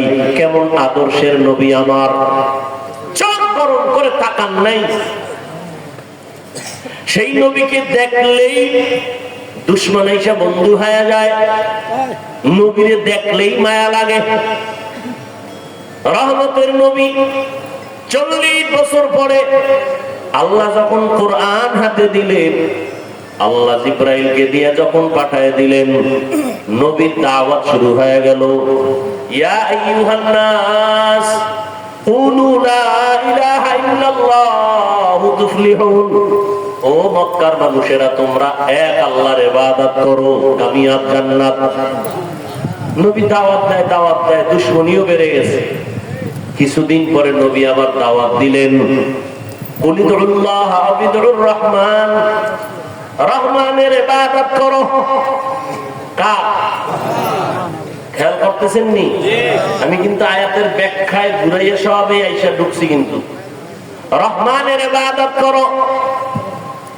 মুশরিক ইহুদি এর এত বেয়াদব, হুদাও রাসূলের প্রশ্ন করে আটকায়, কিন্তু আল্লাহ যদি বাঁচায় দেয় আটকাবে কে? কিছু সমাজে মানুষ আছে না, হুদাও হুজুরকে প্রশ্ন করে আটকায়। ইমাম সাহেবের সাথে দেখা, মসজিদে যায় না, ইমাম সাহেব তোমার বাবা মসজিদের কমিটিতে আছে, তুমি মসজিদে আও না কেন? এই সালাকে হুজুরের আটকাইবে কেমন? হুজুর আপনার কাছে আমার একটা প্রশ্ন, কি মুসা নবীর মায়ের নাম কি? রাস্তায় খাড়াই একটা মাইরে দিছে, হুজুর খাইদা তো আমার দেখে কইতে হইব, কাল কমু কয়, এই জন্যই তো মসজিদে যাই না। আপনাদের মধ্যে কিচ্ছু নাই, জ্ঞান নাই, এলেম নাই, কি জন্য আপনাকে রাখছে আল্লাহ জানে। পরের বাড়ি খাইয়া সব শেষ করছে। পরের বাড়ি খায় না কোন চোরায়? বাংলাদেশে একটা লোক দেখাও যে পরেরটা খায় না। আমগো মানুষ দেয় হাদিয়া, না নিলে কষ্ট পায়, আর তোমরা তো চুরি করে খাও, মুখে ছুরি লাগায় খাও, দোকানের শাটা টান দিয়ে খাও। তোমরা কাকা, তোমরা চোর। এদেশের প্রিয়, এদেশের মানুষের কলিজার বন্ধু, নির্ভেজাল এদেশের শ্রেষ্ঠ সম্পদ উলামায়ে কেরাম, আর কেউ নয়। উলামায়ে কেরাম এই জাতিকে নিয়ে যতটুকু ভাবে, এই ভাবনাটা বাংলাদেশের কেউ ভাবে না। বলবে হ্যাঁ ভাবে, হ্যাঁ আমি বলি ভাবে। কিভাবে? তোমারে যদি 5 টাকা দেয়, তোমার থেকে 5000 নেওয়ার ধান্দায় থাকে। সবাই ভাবে তার চেয়ার ক্ষমতা, ঠিক নেই? ওলামায়ে কেরাম নিজের চেয়ার নিয়ে ভাবে না, ইমামতি থাক আর যাক টেনশন নাই, ওয়াজে দাওয়াত দাও না দাও টেনশন নাই, সবাই উম্মতের নিয়ে ভাবে। এই জন্যই তো ওলামায়ে কেরাম যখন বৈষম্য বিরোধীতে না নামে, তখন সফলতা আসে নাই। যখন আলেমরা মাদ্রাসার তালেবেল ইলম ছাত্ররা নামছে, সফলতার চাঁদ উদিত হয়ে গেছে। এতটা সফলতা হইয়া হুজুরেরা কইছে আমরা ম্যাজিস্ট্রেট বানাও, কইছে? হুজুরেরা বলে নাই আমরা চাকরি বাকরি লাগবো না, আমাদের মাওলা যে সম্মান দিছে এর থেকে আর বড় সম্মান লাগবে না। তবে আমি একটা কথা, জুলুম যদি করো আবার আন্দোলন করা হবে। কত মানুষ ইমামরে গালি দেয়, এই আমগো বিরুদ্ধে ফেসবুকে লেখে, আসেনি?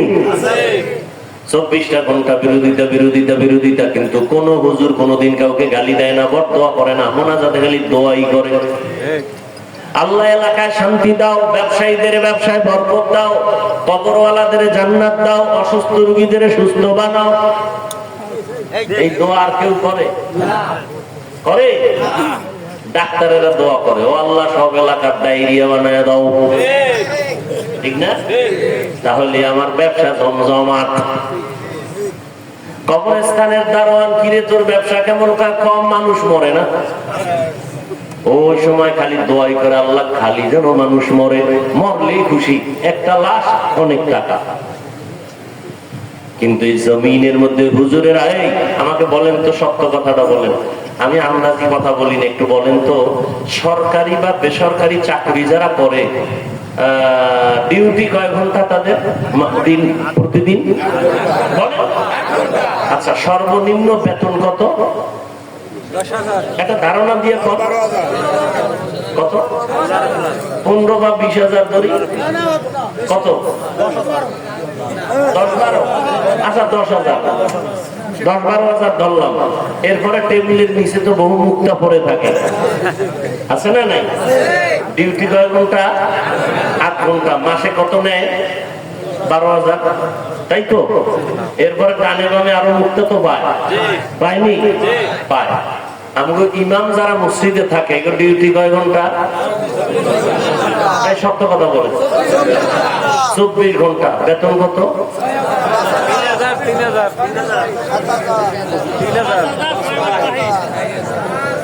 3,000 টাকা। মুখ খুলে কোন আমার এই দেশটা থাকতে মনে, এর থেকে জুলুম আর কি হইতে পারে এই জমি? 8 ঘন্টা ডিউটি করে 10-12,000 টাকা নেয়, এরপরে টেবিলের তলে কত মুক্তা, সুইচ ব্যাগ লাগে এত মুক্তা রাখতে, আর রিমান্ডের মতো রাখি ইমামরে, রিমান্ডে। জহুরের নামাজে নাই, রিক্সাওয়ালা কয় হুজুর গেছিলেন কই? হুজুরটা কে তুমি? আমি রিক্সা চালাই। তোমার তো পাওয়া, তার মাসে 5 টাকা বেতন দেই। আপনারা হাসেন, এটা কোন ইনসাফ? 24 ঘন্টা রিমান্ডে রাখা হয়। ইমাম সাহেব মেয়ে ছেলের চিন্তা করে না, ঘরের চিন্তা করে না, বউয়ের চিন্তা করে না, 5-7 হাজার টাকার জন্য 24 ঘন্টা আপনার পেছনে সময় দেয়, একটা গালি দেয় না, বেতনের জন্য আন্দোলন করে না। কোন ইমাম সাহেব কি জুমায় বইয়ে বলছে এই আগামী 1 তারিখের মধ্যে 13,000 বাড়াবি, নাইলে আসর থেকে সূরা ঘুরাই দেন? হইছে? এরপরও যারা আলেমগো বিরুদ্ধে লেখে, কঠিন গালি দিতাম, উত্তর দিলাম না, হালকা ভাবে কই, ওরা মা বাবার অভিশপ্ত সন্তান, ওদের উপরে আল্লাহর গজব। যারা উলামায়ে কেরামের বিরুদ্ধে লেখে, আল্লাহ ওদের উপরে যে বেজার, এটাই তার প্রথম প্রমাণ। ওর মরণ হবে অকাল মরণ। এই যত ঝামেলা বাংলাদেশে দেখো, শুধু আলেমদের সাথে বেয়াদবি করার কারণে। আল্লাহ হেদায়েত দান করুন। আরেকটু সামনে আগাবো।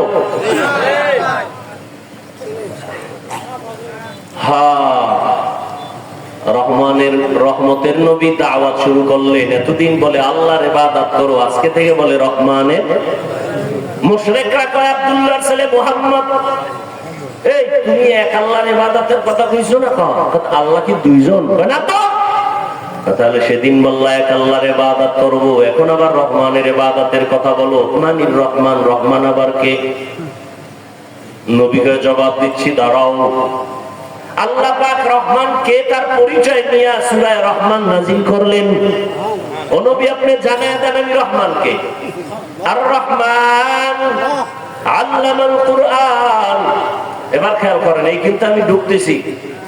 রহমান হলেন তিনি, মানুষ সৃষ্টি করলেন, যে কোরআন শিক্ষা দিলেন যিনি।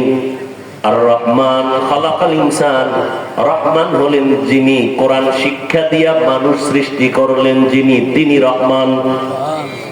আলোচনা শেষ। এবার মূল কথাটা বুঝবেন, এর উপরে আমি কিছু জবাব দিয়ে বের হয়ে যাব। না বুঝলে কিছুই বুঝবেন না। খেয়াল করেন, রহমানকে কোরআন শিক্ষা দিছেন, মানুষ সৃষ্টি করছেন, ঠিক না? কথাটা কিন্তু টোটালটাই বাস্তবের উল্টা। ঠিক। আল্লাহ বলেন আমি এমন রহমান, কোরআন শিখাইছি, মানুষ সৃষ্টি করেছি। আসলে তো ব্যাপারটা এমন না, বরং আল্লাহ আগে আমাদের সৃষ্টি করছেন, তারপরে আমরা শিখাইছি, কোরআন শিখছি। আমরা আগে সৃষ্টি হয়েছি, মায়ের গর্ভ থেকে আসছি, বড় হয়ে কোরআন শিখছি। কালাম তো জন্ম আগে, সৃষ্টি আগে, তারপরে শিক্ষা। আল্লাহ কয় না না না, আমি আগে কোরআন শিখাইছি, তারপরে মানুষ সৃষ্টি করেছি। বুঝছেন কথাটা? প্রশ্ন, আল্লাহ আপনি উল্টা বললেন কেন? এই জবাবটা খেয়াল করো। আল্লাহ উল্টা বললেন কেন? এর জবাব মুফাসসিরিনে কেরাম বলেন, আল্লাহ যে বলছেন আমি আগে কোরআন শিখাইছি তারপরে মানুষ বানাইছি, এটার জবাব আল্লাহর আদালতে সব মানুষের মূল্য নাই। বলে কোন মানুষের মূল্য? জমিনে একদল মানুষ আছে বংশগত মানুষ, আর একদল মানুষ আছে জন্মগত মানুষ, আর একদল মানুষ হলো গুণগত মানুষ, গুণের মানুষ। বংশগত মানুষ মানে আমাদের বংশগত বাবা আদম, তার বংশে যারা আছে সবাই বংশগত মানুষ। বংশগত মানুষ জান্নাত পাবে না। জন্মগত মানুষ, আমার আব্বার ঔরসে আমার জন্ম, আমার বাবা আমার জন্মগত বাবা, আমি তার জন্মসূত্রে সন্তান। জন্মগত মানুষ হইয়াও জান্নাত পাবে না। একমাত্র জান্নাত পাবে বিনা হিসাবে গুণের মানুষ। কি মানুষ? বংশগত মানুষ হইলে তো হিন্দুরাও জান্নাত পাবে, আদমের বংশের। কি আসলে কি পাবে? এজন্য মুফাসসিরিনে কেরাম বলেন, বংশগত মানুষের পরিচয় জান্নাত পাওয়া যাবে না, জন্মগত পরিচয় জান্নাত পাওয়া যাবে না। মনে থাকলে বলেন কোন পরিচয় মানুষ জান্নাত পাবে? গুণগত পরিচয় মানুষ জান্নাত পাবে। এবার বোঝার চেষ্টা করেন গুণের মানুষ কাকে বলে। বলবো?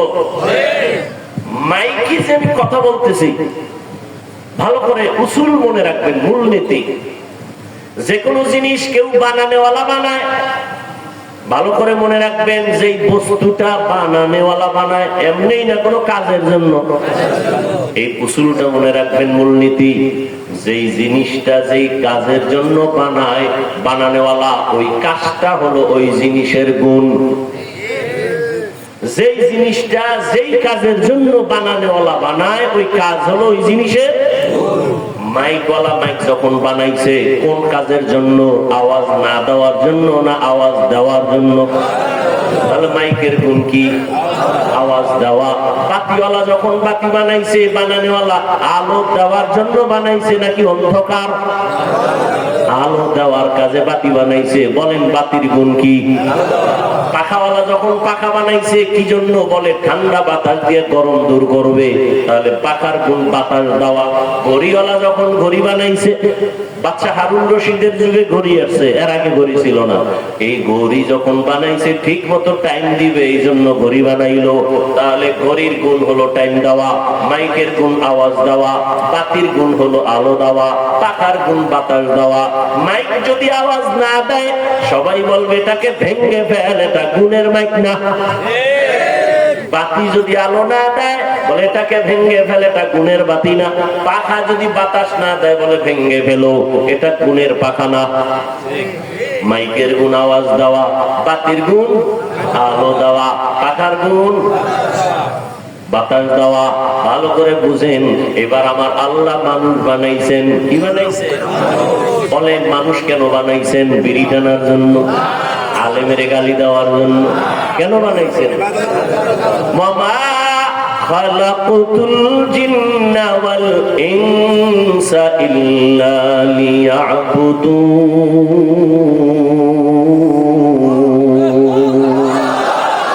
মা খালাকুতুল জিন্না ওয়াল ইনসি বাখা জুজ ইবাদাত নিস্তে মাকসুদ আজ্জাহা। মানুষ বানাইছে আল্লাহ কি জন্য? ইবাদতের জন্য। ইবাদত মানে কি? সারা রাত তাসবিহ টানা, সারাদিন রোজা রাখা না।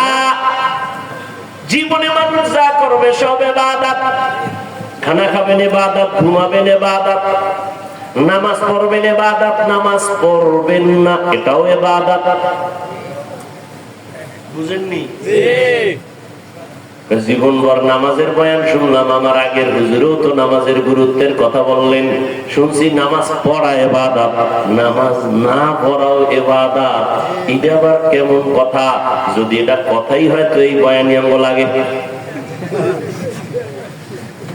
আমরা নামাজ না হইলে ইবাদতে আছি, এর থেকে আর শান্তি কি? এজন্য বহু বন্ড পীরেরা কয় নামাজের মতো নামাজ একবার পড়লেই হয়। একবার করে জীবনে পড়েই না। ভালো করে মনে রাখবেন, রোজা রাখা ইবাদত, রোজা না রাখাও ইবাদত। আন্দাজি খেলি ঠিক। যদি জিজ্ঞেস কি জন্য ঠিক করলেন, আব্বাও জানে না আমিও জানি না, তাল মিলেই যায়। বাঙালি তো বড় চালাক। ভাই আপনার দাওয়াত, আলহামদুলিল্লাহ। আপনার বাড়ি, নওজুবিল্লাহ। সব ইবাদত। হাসি দিবেন ইবাদত, কান্না করবেন ইবাদত, ঘুমাবেন ইবাদত, সব ইবাদত। জীবনে যা করবেন, ব্যবসা চাকরি যা করবেন, সব ইবাদত। মন গড়া না, দুইটা শর্তের বিনিময় হতে হবে। এক নাম্বার শর্ত রেজা বিল কাজা, দ্বিতীয় শর্ত হলো তরিকায়ে রাসূল। আমি যা করব, যা বলবো, সব হবে আমার আল্লাহর সন্তুষ্টির জন্য, মদিনা ওয়ালার তরিকা। কার তরিকা? রহমতের নবীর আদর্শ ছাড়া নামাজ পড়বা হবে না। নবীর তরিকা বাদ দিয়ে যাকাত দেবা হবে না। নবীর তরিকা বাদ দিয়ে বিয়া শাদী করবা হবে না। নবীর তরিকা ঠিক রেখে ব্যবসা করবা সওয়াব। নবীর তরিকা ঠিক রেখে ঘুম যাবা সওয়াব। নবীর তরিকা ঠিক রেখে বাথরুমে যাও ইবাদত। নবীর তরিকা মাইনা নামাজ পড়ো ইবাদত। আবার নবীর তরিকা মাইনা সূর্য যখন ডুবে তখন নামাজ না পড়া ইবাদত। নবীর তরিকা রমজানে রোজা রাখবা ইবাদত। নবীর তরিকা মাইনা ঈদের দিন রোজা না রাখা ইবাদত। একজনে 30 দিন রোজা রেখে আবেগ বাইরে গেছে, কইছে ঈদের দিনও রাখি হবে? রসুলের আদর্শ ছাড়া কোন আমল আল্লাহর কাছে গ্রহণযোগ্য হবে তুকু যাও সুন্নতে আহমদ কুজা পা মুহাম্মদ কায়বুয়াত নিসবতরা কারে শয়তা মি কুনি নামতুলি গরওয়ালি ইলাস্তু লানাত বরওয়ালি। তাহলে মানুষের গুণ কি? 5 মিনিটে শেষ। মানুষের গুণ কি? এখন ইবাদত যে করবেন মন গড়া, কার তরিকা বলেন? এখন রাসূলের তরিকা আছে, কোরআন হাদিস। আপনি তো কোরআনও পড়তে পারেন না, আরবি হাদিসও পড়তে পারেন না। এখন আপনার উচিত কি? কোরআন হাদিস পড়নেওয়ালা, পড়ানেওয়ালা উলামায়ে কেরামের কাছে যাও। উলামায়ে কেরামের কাছে যাইয়া কোরআন শিখা ইবাদতের নিয়ম যাই না ইবাদত করো, তোই তুমি গুণের মানুষ। আর গুণের মানুষ যদি হয়ে যাও, বিনা হিসাবে আল্লাহ জান্নাত দিয়ে দিবেন। তার ফলাফল কি বাইর হইল? মানুষের গুণ ইবাদত। ইবাদত বুঝতে হলে, জানতে হলে লাগবে কোরআন। কোরআন পারি না বুঝার জন্য লাগবে উলামায়ে কেরাম। অতএব উলামায়ে কেরামের মাধ্যমে কোরআন শিখিয়া ইবাদত করো, তুমি গুণের মানুষ। গুণের মানুষ বিনা হিসাবে জান্নাতি। আল্লাহ এই দিকে নজর করে বলেন, আমি আগে মানুষ বানাই নাই, আগে কোরআন শিখাইছি, তারপরে মানুষ বানাইছি। অর্থাৎ যারা কোরআন হাদিস শিখিয়া ইবাদত করবে তারা গুণের মানুষ, তারাই তো জান্নাতে যাবে। অতএব গুণের মানুষ হওয়ার জন্য আগে লাগবে কোরআন। কোরআন বুঝতে হলে লাগবে আলেম। ঠিক নেই? তাহলে এক কথা, গুণের মানুষ জান্নাত পাবে। গুণের মানুষ হওয়ার জন্য লাগবে ইবাদত। ইবাদত জানার জন্য লাগবে উলামায়ে কেরাম। উলামায়ে কেরাম তৈরি হওয়ার ফ্যাক্টরি মাদ্রাসা। এক কথায় মাদ্রাসা কি? গুণের মানুষ তৈরি হওয়ার ফ্যাক্টরি। মাদ্রাসায় গুণের মানুষ বানায়। মাদ্রাসার কোন ছাত্র বিড়ি টানে, গাঁজা খায়, মদ পান করে, বরং সবাই দেখলে আগে সালাম দেয়, মুরব্বি দেখলে সালাম দেয়, জুতা সোজা করে দেয়। কথা ঠিক নেই? আরে আল্লাহর বান্দা, এখন মাদ্রাসাই যে হবে তা না, মাদ্রাসা ছাড়াও এক কথা ইবাদত শিখতে হবে উলামায়ে কেরামের সংস্পর্শে থাইকা। এখন তুমি স্কুলে পড়ো, কলেজে পড়ো, চাকরি করো, ব্যবসা করো, আলেমের সাথে সম্পর্ক রাইখা যদি তুমি গুণ অর্জন করো ইবাদতের, তুমিও গুণের মানুষ। ডাক্তার হইয়াও তুমি গুণের মানুষ, স্কুলে পড়িয়াও তুমি গুণের মানুষ। গুণের মানুষ হইলে জান্নাতি। ও আমার যুবক বাবারা, স্কুলে পড়ে, কলেজে পড়ে, জেনারেল লাইনের বহু আল্লাহর বান্দা গুণের মানুষ নাই? পাঁচ ওয়াক্ত নামাজি নাই? ঢাকা কলেজে গিয়া দেখো, ঢাকা কলেজের ছেলে মাথায় পাগড়ি, টুপি, বড় দাড়ি, বড় জামা, মনে হয় মসজিদের কোন খতিব, অথচ আরবিও পড়তে পারে না। কি ব্যাপার, এমন কেন? বলে উলামায়ে কেরামের নেক নজর। ও আমার যুবক বাবারা, আমি যে এতক্ষণ কষ্ট করে করে কথা বলতেছি, একবারও বলি নাই তোমরা সব হুজুর হয়ে যাও, একবারও বলি নাই আমি পাঁচকল্লিওয়ালা, তুমিও পাঁচকল্লি লাগাও। আমি কওমি মাদ্রাসার সন্তান, একবারও বলি নাই তুমি কওমি মাদ্রাসায় যাও। আমি তাবলীগের লাইনের সন্তান, পীর সাহেবদের মুরিদ, একবারও বলি নাই তুমি তাবলীগে যাও, পীরের কাছে যাও, না হয় জান্নাত পাইবা না। আমি এটাও বলি নাই। বাবা কি বলতে চাইবার শেষ কথা শোনার চেষ্টা করো। ও যুবক বাবারা, স্কুলে পড়ো, কলেজে পড়ো, চাকরি করো, ব্যবসা করো, কোনো বাধা নাই। আমি তোমাকে একবারও বলবো না হুজুর হও, কারণ হুজুর হইও না আমি বলবো, তোমার হুজুর হওয়ার দরকার নাই। আমার দেশে এই পরিমাণ হুজুরের আর অভাব নাই। আমার দেশে অভাব, আদর্শ ডাক্তার নাই, আদর্শবান ইঞ্জিনিয়ার নাই, আদর্শবান এমপি নাই, আদর্শবান চেয়ারম্যান নাই, আদর্শবান এসপি নাই, আদর্শবান ডিসি নাই, আদর্শবান কলামিস্ট নাই, আদর্শবান সাংবাদিক নাই। তুমি স্কুল কলেজে লেখাপড়া কইরা আদর্শবান ডাক্তার হও, আদর্শবান ইঞ্জিনিয়ার হও, আদর্শবান ডিসিএসপি হও, আদর্শবান মানুষ হও, তবে দাবি আমার একটা, বেয়াদব হইও না। খবরদার, বলবা হাফিজ ভাই বেয়াদব হব না, তার ব্যাখ্যা কি? তিন জায়গায় বেয়াদবি, জীবন গেল করবা না, কল্লা যদি কেউ কেটেও ফেলে, তিনটা জায়গায় বেয়াদবি করবা না, তো জীবন শেষ। এক নম্বরে মা বাবার সাথে বেয়াদবি করবা না, দুই শিক্ষকের সাথে বেয়াদবি করবা না, তিন উলামায়ে কেরাম মুরব্বিদের সাথে বেয়াদবি করবা না। কারণ মা বাবার বদদোয়া যদি লেগে যায়, জীবন শেষ। মরবি না, জ্বলতে জ্বলতে বিছানায় শেষ হয়ে যায়। দুষ্টরা তাড়াতাড়ি মরবে না তো, এরা অন্য মরছে না অনেক দেরি, মইরেও শান্তি নেই, এখনো ঘুরে ভিতরে যায় নাই। দুষ্ট মরবে পরে, ও জ্বালাইছে সব ফিরে, এবার নিজে জ্বলবে। ভালো করে মনে রাখো যুবক বাবারা, শিক্ষকের বদদোয়া যদি লেগে যায় কপাল পড়ে যাবে। আলেম ওলামার কষ্ট বদদোয়া যদি লেগে যায় তোমার জীবন নষ্ট। তবে এই কথাও মনে রাখো, কোন মা বাবা জীবনে সন্তানের জন্য বদদোয়া করে না, কোন শিক্ষক ছাত্রের জন্য বদদোয়া করে না, কোন আলেম উম্মতের জন্য বদদোয়া করে না। তবে তোমার আচরণে মাঝে মাঝে কষ্ট আসে। মা বাবা যদি তোমার আচরণে কষ্ট পায়, বলে আহ তোর জীবন শেষ। শিক্ষক যদি তোর আচরণে কষ্ট পায়, একটা নিঃশ্বাস ছাড়ে, তোর কপাল শেষ। আলেম ওলামা যদি কষ্ট পায়, একটা নিঃশ্বাস ফেলে, তোমার কপাল শেষ। এই জন্য বলছি রে যুবক, তুমি স্কুলে পড়ো, কলেজে পড়ো, চাকরি করো, ব্যবসা করো, মা বাবারে কষ্ট দিও না, শিক্ষকের সাথে বেয়াদবি করিও না। রাস্তায় চলি তো 12 মাস কুত্তার মতো দৌড়াই, মুসলমানের পায়ে ধরে ধরে বুঝাই। অনেক পাগল দেখছি, ল্যাংটা পাগল, ইংলিশে কথা বলে। যুবকরা দেখছো পাগল হয়ে কি ইংরেজি শিখছে? ভালো একটা ছাত্র ছিল, বেয়াদবি করার কারণে পাগল হয়ে গেছে। মাঝে মাঝে বহু পাগল দেখে আরবিতে কথা বলবো। মাদ্রাসার ভালো ছাত্র ছিল, বেয়াদবি করার কারণে রাস্তার পাগল হয়ে গেছে। পাগল হইতে কি লাগে, ব্রেনে একটা তার ছিঁড়ে গেলে তো শেষ শেষ। এজন্য বেয়াদবি করা যাবে না। মা বাবার দোয়া ছাড়া জীবন সফল হবে না রে বাবা। আল্লাহর কসম, আমি হাফিজুর রহমানের চেয়ারে বৈশা বয়ান করি, আমার মা বাবার চোখের পানি আর দোয়া ছাড়া সম্ভব না। তবে আমার মা বাবা দোয়া করছেন, কান্না করছেন, তবে আমারে আব্বা আম্মা বয়ান শিখায় নাই। আমি যে দস্তকাত দিই আমার আব্বা আম্মা শিখায় নাই। আমারে বয়ান হাতে ধরে ধরে শিখাইছেন আমার শিক্ষক। ঠিক নেই? ওই শিক্ষকের অবদান আছে না নাই?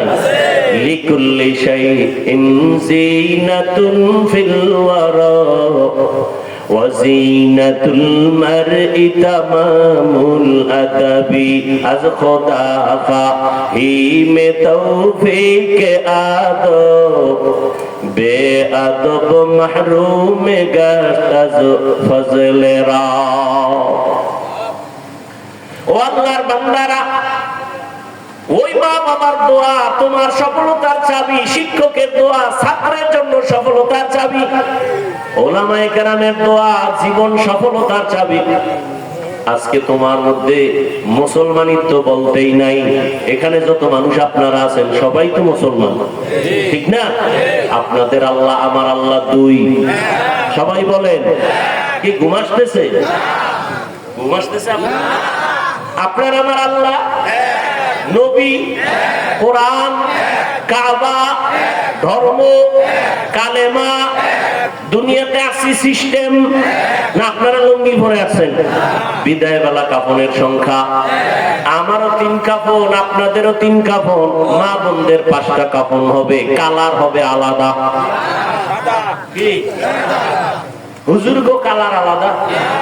কে হুজুর কে হুজুর না, কে শিক্ষিত কে অশিক্ষিত, কে ধনী কে গরিব, সবার বেলায় কাফনের কালার কি? কি কালার? কালার লইয়াও কিলাকিলি করে জাতি। কালো কেন, সাদা না কেন, সবুজ না কেন, কালার লইয়াও কিলাকিলি। সবার কাফনের কালার এক, কবরের সাইজ, কবরের সাইজ। এই এলাকার কবর 1 বিঘা বড় হবে। কবরের আকার পরে প্রশ্ন কয়টা? সবার বেলায় রবের পরিচয় দাও, ধর্মের পরিচয় দাও, রাহমাতুল লিল আলামিনের পরিচয় দাও। আপনিও মুসলমান, আমিও মুসলমান, আপনার আমার আল্লাহ এক, নবী এক, কোরআন এক, কাবা এক, ধর্ম এক, কালেমা এক, কবর এক, প্রশ্ন এক, কাফন এক, কালারও এক। অথচ আপনার আবার বয়ান করা লাগবে কেন? আমি তো হিন্দুদের বয়ান করব, ইহুদিকে বয়ান করব, পঞ্চগড়ে যাব, সেখানে বয়ান করা দরকার, টাকা দিয়ে নিবা না। চট্টগ্রামের পাহাড়ে গিয়া বয়ান করা দরকার, খ্রিস্টান মিশনারিরা মুসলমানের টাকা দিয়া ধর্মান্তরিত করায়। যাওয়ার টাইম নাই আপনাদের, পাও ধরতে ধরতে ধরতে ধরতে নিজের জীবন শেষ। গাধার মতো দৌড়াই সারা দেশ, আমি একা, হাজার হাজার আলেম তাবলীগওয়ালারা আপনাদের বুঝায়, পীর সাহেবরা বুঝায়, জুমার দিন খতিব সাহেবরা বুঝায়, ও বাবা আপনার আল্লাহ আমার আল্লাহ এক, নবী এক, কোরআন এক। অথচ আমি টুপি খুলতে চাই না। আপনি কেমন মুসলমান যে টুপি দিতেই চান না? আকল কি এত নষ্ট হয়ে গেল? আমি দাড়ি কাটলে লজ্জা পাই, আপনি কেমন মুসলমান যে দাড়ি রাখতে গেলে লজ্জা পান? আমি মসজিদে না ঢুকলে লজ্জা লাগে, আপনি কেমন মুসলমান যে মসজিদে ঢুকতে গেলে লজ্জা লাগে? আমি পর্দা না করলে লজ্জা লাগে, আর আপনি কেমন মুসলমান যে পর্দা করতে গেলে লজ্জা লাগে? আজকে পর্দার বয়ান করলে বিরোধিতা করবে বিধর্মীরা, কিন্তু মুসলমান তারা একা, হুজুর এই বয়ান দরকার নাই। ইসলাম কি হিন্দুরা ধ্বংস করছে? বাংলাদেশে এখন হিন্দু ইসলামের বিরুদ্ধে কইছে মাদ্রাসায় আগুন লাগাও। মুনাফিক মুসলমানরাই যথেষ্ট। ইমাম সাহেব বয়ান করছে কোরআন হাদিস দিয়া, আর একদল মুসলমান বিরুদ্ধে নেমে যায়। ইমামের পিছনে নামাজ পড়ে চায়ের দোকানে যায়, আবার ইমামের বিরোধিতা করে। ঠিক নেই? আল্লাহর আইন আল্লাহ। ফিলিস্তিনের জমিনে কেন মার খায়? ওরে মুসলমান তো হইতে পারি না রে বাবা। আল্লাহর আইন, মানুষ যদি আল্লাহর গোলামি বাদ দিয়া মানুষের গোলামি করে, তখন আল্লাহ পাকের আইন হলো বেঈমানের হাতে পাওয়ার দিয়ে বলবে মুসলমানের বিডা। মানুষ চিন্তা করেন তো, আমরা বাংলাদেশিরা কতটুকু আল্লাহর গোলামি করি? দোকানওয়ালা লোন উঠাইয়া দোকানদারি করে, সুদ ছাড়া ব্যবসা চলে না। অথচ আল্লাহর বড় দুশমন 2 দল, আল্লাহর দুশমন। কেমন দুশমন? আল্লাহ নিজে বলে আমি আল্লাহ নিজে তোর সাথে যুদ্ধ করব। এবার বুঝেন যে আল্লাহ কতটা রাগ তাদের সাথে। কয় দল? দুই দল। একদল সুদখোর আর একদল ওলিয়া উলিয়ার দুশমন। সুদের কথা আছে কোরআনে, ওলিয়া উলিয়ার কথা আছে বুখারী শরীফে। এই জন্য আমি সারা বাংলাদেশে ঘুরে ঘুরে বলি আল্লাহর কসম, যারা বলে আমরা পীর আউলিয়া মানি না, আমি বলি ওরা কোরআন মানে না, বুখারী মানে না, ওরা ভণ্ড। ওদের যারা ভণ্ড বলে না তারাও ভণ্ড। এরা আল্লাহর কঠিন দুশমন। আল্লাহর যুদ্ধ নিজে করবেন তাদের সাথে। একদল যারা ওলিয়া উলিয়া মানে না, বলার আমার সময় নাই, ওলিয়া উলিয়ার কথা আছে বুখারীতে। আর একদল সুদের সাথে যারা জড়িত, এদের কথা আছে কোরআনে সূরা বাকারায়। এরে আল্লাহর বান্দারা, বেঈমানের গোলামিতে আমরা পূর্ণ। কাদিয়ানীর বিরুদ্ধে কত আন্দোলনী আলেমুলা আমরা সবাই করি, অথচ ঘরে ঘরে কাদিয়ানীর পণ্য। ঠিক নেই? ইসরায়েলের বিরুদ্ধে এত স্লোগান, দোকানে দোকানে ইসরায়েলের পণ্য নাই। আহা, কেমনে বয়ান করব, কেমনে বুঝাবো, বুঝি না রে বাবা। তারপরে আমাদের চেষ্টা তো কমানো যাবে না। দোয়া একটা চেষ্টা, পারলে ওখানে যাব। সারা দুনিয়ার মুসলমানের বিপদের সামনে দাঁড়ানো। ভারতের খবর জানো? ফেসবুকের মুরিদেরা ভারতের ভিতরে মসজিদের উপরে হামলা চলতেছে, মুসলমানকে মারতেছে। বাংলাদেশে তাইকে মনে কইরো না আরামে আছো, তোমাকে একটা টোকা দিলেও কাউকে খুঁজে পাওয়া যাবে না। এত বেশি পরিমাণ ছিল ভারতে মাদ্রাসা, আলেম ওলামা। ব্রিটিশ বেঈমানেরা সব সাইজ করে ফেলেছে। কই ভারতের হালাত? 800 বছরের স্পেন শহর মুসলমানরা লাগাতার শাসন করেছে। সেই স্পেনের হালাত এমন আজকে আজান নাই। কি ভাবতেছো রে বাবা? ইহুদি বেঈমানরা পাগল। রাসূল তো বলে গেছেন 1000 বছর আগে হিন্দুস্তানের সাথে গজওয়ায়ে হিন্দ হবে, যুদ্ধ হবে, মহাবিশ্ব যুদ্ধ। আমার কেমন যেন মন বলতেছে এই আক্রমণ যত বাড়তেছে মুসলমানের উপরে, ইসলামের বিজয়ের স্বপ্ন আসতেছে। রেডি হয়ে যাও, কাফনের কাপড় হাতে নিয়ে রেডি হও। জীবন তো একবার দিব, তবে আমার মাওলাকে না নিয়ে কবরে যাব না। यहूद नसारा से परेशान नहीं मोमिन, हर वक्त गुजरते मुकाबला में फिलिस्तीन। यहूद नसारा से परेशान नहीं मोमिन, हर वक्त गुजरते मुकाबला में फिलिस्तीन। बहते हैं खून आंखों से पानी हम तो बेखबर, बहते हैं खून आंखों से पानी हम तो बेखबर। अल्लाह का नारा से हो कल्बों पे मुनव्वर, अल्लाहु अकबर हो, अल्लाहु अकबर, अल्लाहु अकबर बोलो, अल्लाहु अकबर, अल्लाहु अकबर हो, अल्लाहु अकबर, अल्लाहु अकबर बोलो। तकबीर हो तकबीर, अल्लाहु अकबर, तकबीर हो तकबीर, अल्लाहु अकबर, तकबीर हो ज़बां पे सारा खालिक अकबर। अल्लाह का नारा से हो कल्बों पे मुनव्वर, अल्लाहु अकबर हो, अल्लाहु अकबर, अल्लाहु अकबर बोलो, अल्लाहु अकबर, अल्लाहु अकबर हो, अल्लाहु अकबर, अल्लाहु अकबर बोलो। तकबीर हो तकबीर, अल्लाहु अकबर, तकबीर हो तकबीर, अल्लाहु अकबर। ज़मीं मेरी अल्लाह मेरा हम सच्चा मुसलमान, एक हाथ में तलवार एक हाथ में कुरान। ज़मीं मेरी अल्लाह मेरा हम सच्चा मुसलमान, एक हाथ में तलवार है एक हाथ में कुरान।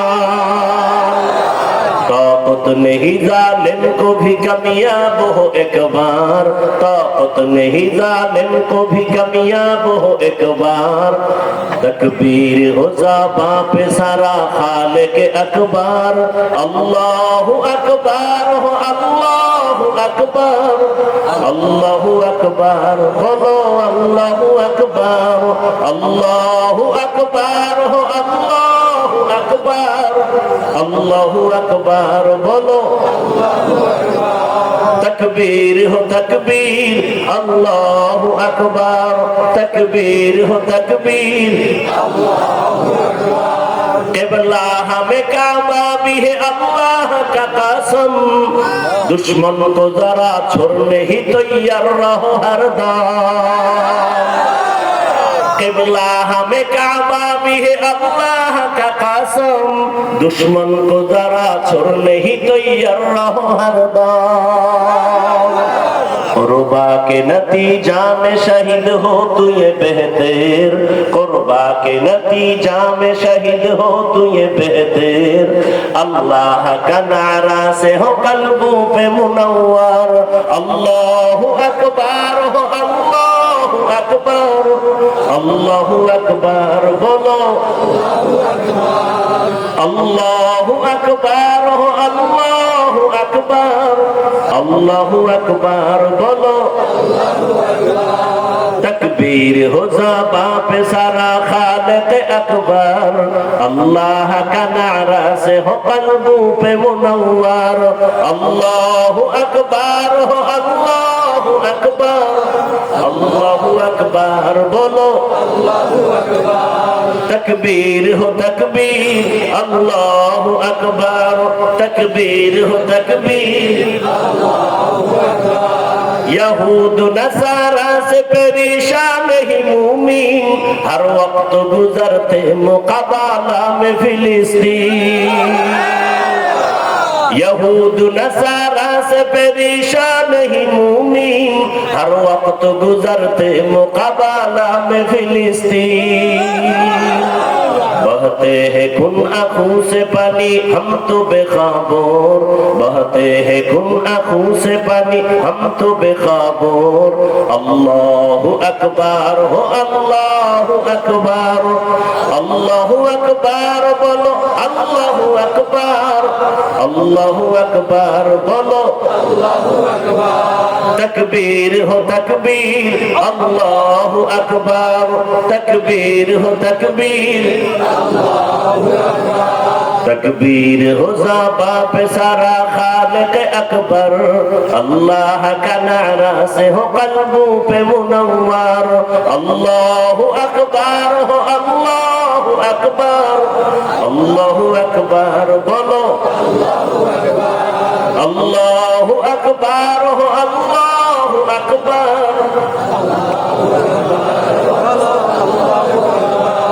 जमी मेरी अल्लाह मेरा हम सच्चा मुसलमान, एक हाथ में तलवार एक हाथ में कुरान। जमी मेरी अल्लाह मेरा हम सच्चा मुसलमान, एक हाथ में तलवार है एक हाथ में कुरान। ताकत नहीं जालिम को भी कामयाब हो एक बार, ताकत नहीं जालिम को भी कामयाब हो एक बार। अल्लाह का नारा से हो कल्बों पे मुनव्वर, अल्लाहु अकबर हो अल्लाहु अकबर, अल्लाहु अकबर बोलो। अल्लाहु अकबर हो अल्लाहु अकबर, अल्लाहु अकबर बोलो। तकबीर हो तकबीर, अल्लाहु अकबर, तकबीर हो तकबीर। तकबीर हो तकबीर, अल्लाहु अकबर। एरे नबीर उम्मत, মুসলমানের ঈমানের হালাত এতটাই যে দুর্বল, সারা দিন রাত্র বয়ান করার পরও কেন ফলাফল এত শূন্য? এরে আল্লাহর গোলাম, আমাদের ঈমান দিন দিন শুধু দুর্বল হচ্ছে, কারণ ইবাদত আল্লাহর কাছে কবুল হওয়ার জন্য যেমন রাসূলের তরিকা শর্ত, তেমন হালাল খানাও শর্ত। কয়জনের খানা হালাল? এরে যুবক, তোমার মতো যুবক স্কুল কলেজে পড়িয়েও 5 বেলার নামাজ পড়ে আছে না নাই? আল্লাহ বিবেক দিছে, বিবেকটাকে জিজ্ঞাসা করো তুমি কেন পারো না? তোমার মতো যুবক র্যাব আর্মি পুলিশ বিডিআরের চাকরি করে নামাজি আছে না নাই? বলো তুমি কেন পারবা না? তোমার মতো যুবক রাস্তায় গাড়ি চালায় নামাজ পড়ে, নদীর মধ্যে মাছ ধরে নামাজ পড়ে, বলো তুমি কেন পারবা না? তোমার মতো যুবক শিক্ষকতা করে নামাজ পড়ে, ডাক্তার, প্রফেসর, ইঞ্জিনিয়ার, নামাজি অভাব নাই। ও বৃদ্ধ বাবাজি, আপনার মতো কত বুড়ারা মসজিদে গিয়ে নামাজ পড়ে, আপনি কেন পারেন না? ও পর্দারা রানের আম্মা জানেরা বোনেরা, আপনার মতো কত মা কত বোন এখনো আছে এই এলাকার মধ্যে পর্দা করে নামাজ পড়ে নাই? আরে আম্মা জানেরা, আপনারা কেন পারবেন না? আপনার মতো কত মা স্বামীর মাল হেফাজত করে, মোবাইলে সময় নষ্ট করে না। আল্লাহ সন্তান দিছেন, সন্তানটাকে আদর্শওয়ালা বানায় যান। ডাক্তার বানাবেন, কোরআন পড়ায় আদর্শওয়ালা বানায় যান। মা বাবার জন্য কোরআন পড়বে, দোয়া করবে। ও মা, আপনার মতো কত মা যদি পর্দা করে, আপনি কেন পারবেন না? এখনো সময় আছে, তওবা করেন। মরিয়া গেলেও যাবেন আর নামাজ ছাড়বেন না, বেপর্দায় চলবেন না, মোবাইলে সময় নষ্ট করবেন না। সন্তানটাকে আদর্শওয়ালা বানায় যাবেন, ডাক্তার বানাবেন, ইঞ্জিনিয়ার বানাবেন। মা বাবার দোয়া নিয়া, শিক্ষকের দোয়া নিয়া, উলামায়ে কেরামের পরামর্শ নিয়ে চলবে। ও যুবক বাবারা, এখনো সময় আছে, তওবা করো। জীবনে তো গুনাহ কম করো নাই। মনে চাইছে দাড়ি রাখবা না, কেটে ফেলেছো। মনে চাইছে নামাজ পড়বা না, পড়ো নাই। মনে চাইছে মোবাইলে সময় নষ্ট করবা, কম করো নাই। এখন থেকে তওবা করো। জানি না কার কপাল ভালো কারটা খারাপ, এখনো সময় আছে, তওবা করো। মনে মনে আমার আল্লাহকে বলো, হে আল্লাহ, জীবনে তো কম দাড়ি কাটি নাই, বেপরদায় কম চলি নাই, কোন দিন মরণ হবে জানি না। আজকে থেকে তওবা করে নিলাম। স্কুলে পড়ি আর কলেজে পড়ি, চাকরি করি, ব্যবসা করি, আর দাড়ি কাটবো না, নামাজ ছাড়বো না, বেপরদায় চলবো না, মোবাইলে গুনাহ করবো না। মা বাবার দোয়া নিয়া, শিক্ষকের দোয়া নিয়া, উলামায়ে কেরামের পরামর্শ নিয়া, নবীজির তরিকা মেনে চলবো। তওবা করার মতো যদি কারো অন্তর তৈরি হয়, মুনাফিকি না থাকে, খাঁটি তওবার নিয়ত যাদের আছে, দুটো হাত আমার আল্লাহকে দেখায়া দাও। আয় আল্লাহ, হাতগুলো কবুল করে নেন, তওবা কবুল করে নেন। তওবার উপরে মজবুত হইয়া চলার মতো তৌফিক দান করেন, আমিন।